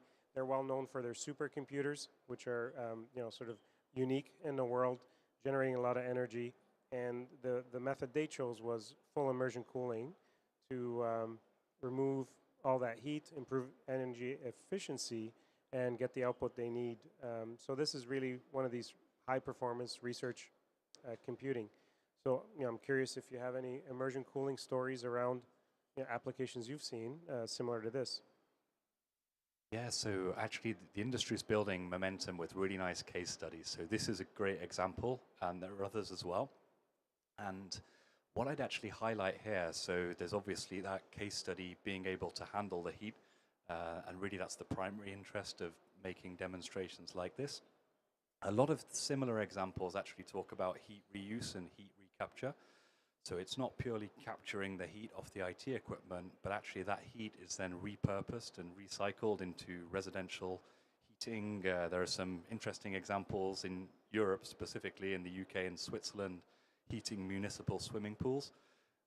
So above and beyond that core task of actually cooling the IT, there's actually a benefit that's elsewhere in the value chain, which I think is particularly interesting for single-phase immersion. Wonderful. The last case study I want to cover here is actually direct-to-chip cooling. And so while it's not immersion cooling, can you talk about why it's a nice thing to move towards too, and what it could do for the industry? By all means. So, and actually that's a good note to finish on, because liquid cooling more broadly is a good thing. We need more of it. And the market driver is so strong that it's a case of when, not if, liquid cooling, and then which type between direct-to-chip or immersion. Direct-to-chip is the most prevalent and common form of liquid cooling out there on the market today, and it's a proven technology that isn't disruptive to current value chain production models. If we think about fitting direct-to-chip cooling, for instance, you don't have to modify a server production environment at all. It comes off the same line and you fit the system around it. And I'd say that specifically this example for high performance computing, it echoes a lot of announcements, public announcements in the media last year with really accelerating liquid cooling initiatives. So we were present at Open Compute's Global Summit last October, and all of the keynotes from NVIDIA and Meta had similar examples of the use of direct-to-chip cooling. And it's important to really emphasize that acceleration that's only happened over the last 18 months. So this is a good example. There are others as well, and it's accelerating. Wonderful. Yeah, it's quite exciting to see more liquid being used, and then perhaps from this type of liquid to immersion. I'd like to wrap up our session here, maybe just to highlight for our viewers, if they're interested in immersion cooling and in your space, how do you normally engage your clients? What's the way you operate? What do your clients look like? Just so we can add some color to this new area. Sure, so I can go first. So I'd actually distinguish between customers and ecosystem partners. So customers tend to approach us, or we approach them via all the conventional channels you can imagine. In terms of ecosystem partners, I think that's really important to emphasize. So with a new technology, the traditional boundaries between different areas of the value chain are breaking down to an extent. So we talked a little bit about that through the warranty lens earlier. So there's a vacuum out there in terms of warranty for immersion. So what happens, it involves a server OEM getting together with a fluid maker, with a chip manufacturer, and making deployments. So my message would be that we talk to all different members of the value chain, and that's really important. So it's not pure customers at the moment.